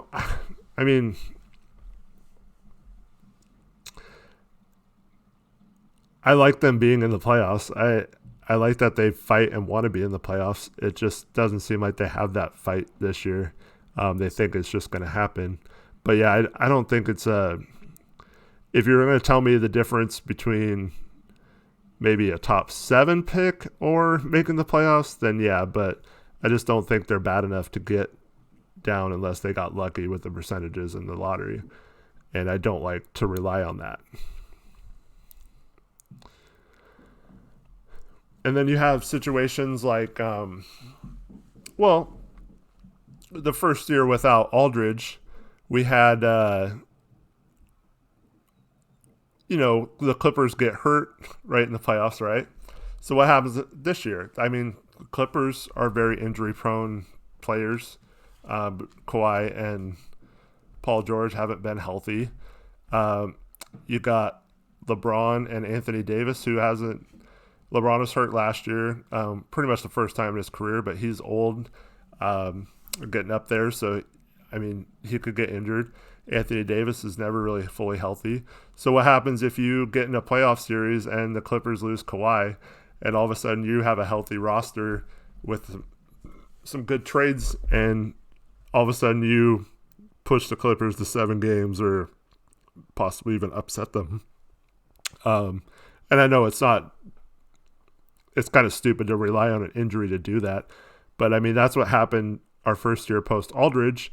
And then we lose 4-1 to the Warriors, but everyone's saying, oh, my goodness, look how much we pushed the Warriors. Like, this team is on the rise, blah, blah, blah. And that kind of momentum led into the disastrous summer of 2016. But if you just make a smart move and sign someone else other than Evan Turner and Festus Ezeli with that money that we had that summer, then like you got a team like the Rockets who have guys who underperform in the playoffs. I would just take my chances in the playoffs. Even if you get swept, it's not like anyone is expecting them to win a series this year. So it's completely different than the Pelican series, where you have home court advantage, you're the higher seed. There's no reason to get swept in that situation.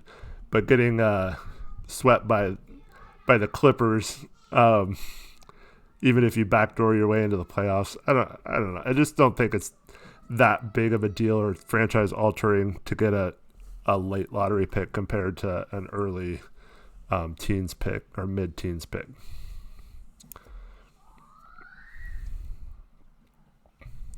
It's kind of like the argument I saw a lot of Ducks fans arguing whether they would rather make the college football playoff or make the Rose Bowl. And I would always choose making the playoffs, even if you get blown out in the playoffs. You're one of the last 4 teams left. And, you have a chance to win. Even if you get blown out, you still had a chance.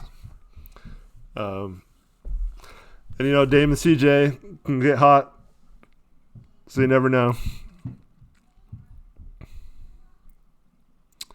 But, yeah, this has been a lot of fun chatting with you guys. Thank you for pretty much everyone who's left in here is the regulars who are always great in chat and always around. Appreciate you guys. And thanks for listening to this. When's the next huge free agency? Can we pinpoint it? Who knows? Like I said, other than this summer, we don't really have a way to get enough cap space to make free agency a huge deal this summer. And past this summer, we're pretty much stuck with those big contracts with CJ and Dame. So Dame Dollar would rather go to the Rose Bowl. I mean, now that you guys won it, it's probably better than what happened to Oklahoma, but I'd still rather make the playoffs, in my opinion. Because, I mean, what does a Rose Bowl victory do? It doesn't really give you anything. At 30 likes, I can leave? Or is it up to 30 likes? Anyways, I probably should go help put my kids to bed. But yeah, this has been so much fun. I'd like to thank Tori for trusting me enough to actually run this. Wasn't planning on going this long, but got wrapped up talking to you guys. Always a lot of fun. Turned into a Tori post-game show. AM Productions, you in here? Yeah, I haven't seen AM Productions comment at all this stream. Thanks, Austin.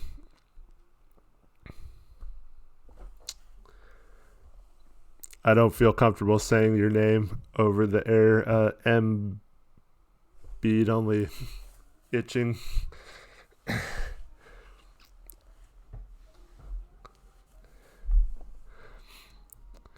All right, guys, that's going to do it for this one. We'll check you at the post game after the Miami game on Sunday, and then we'll be back on our podcast on Monday. And now that I can do live stream, if Tori sleeps through our podcast or doesn't show up, I can always just do it myself like he did on Wednesday for me. Got caught having to go to a family function. But thank you, everyone, for listening. This has been Eric Brandt for Blazers Uprise. I always feel weird like saying Tori's catchphrase, but he wants to make that like the channel's catchphrase, so I'll just go with it. Anyways, thank you so much for listening. Peace out. Go Blazers. If I can figure out how to end the stream now. Later, guys.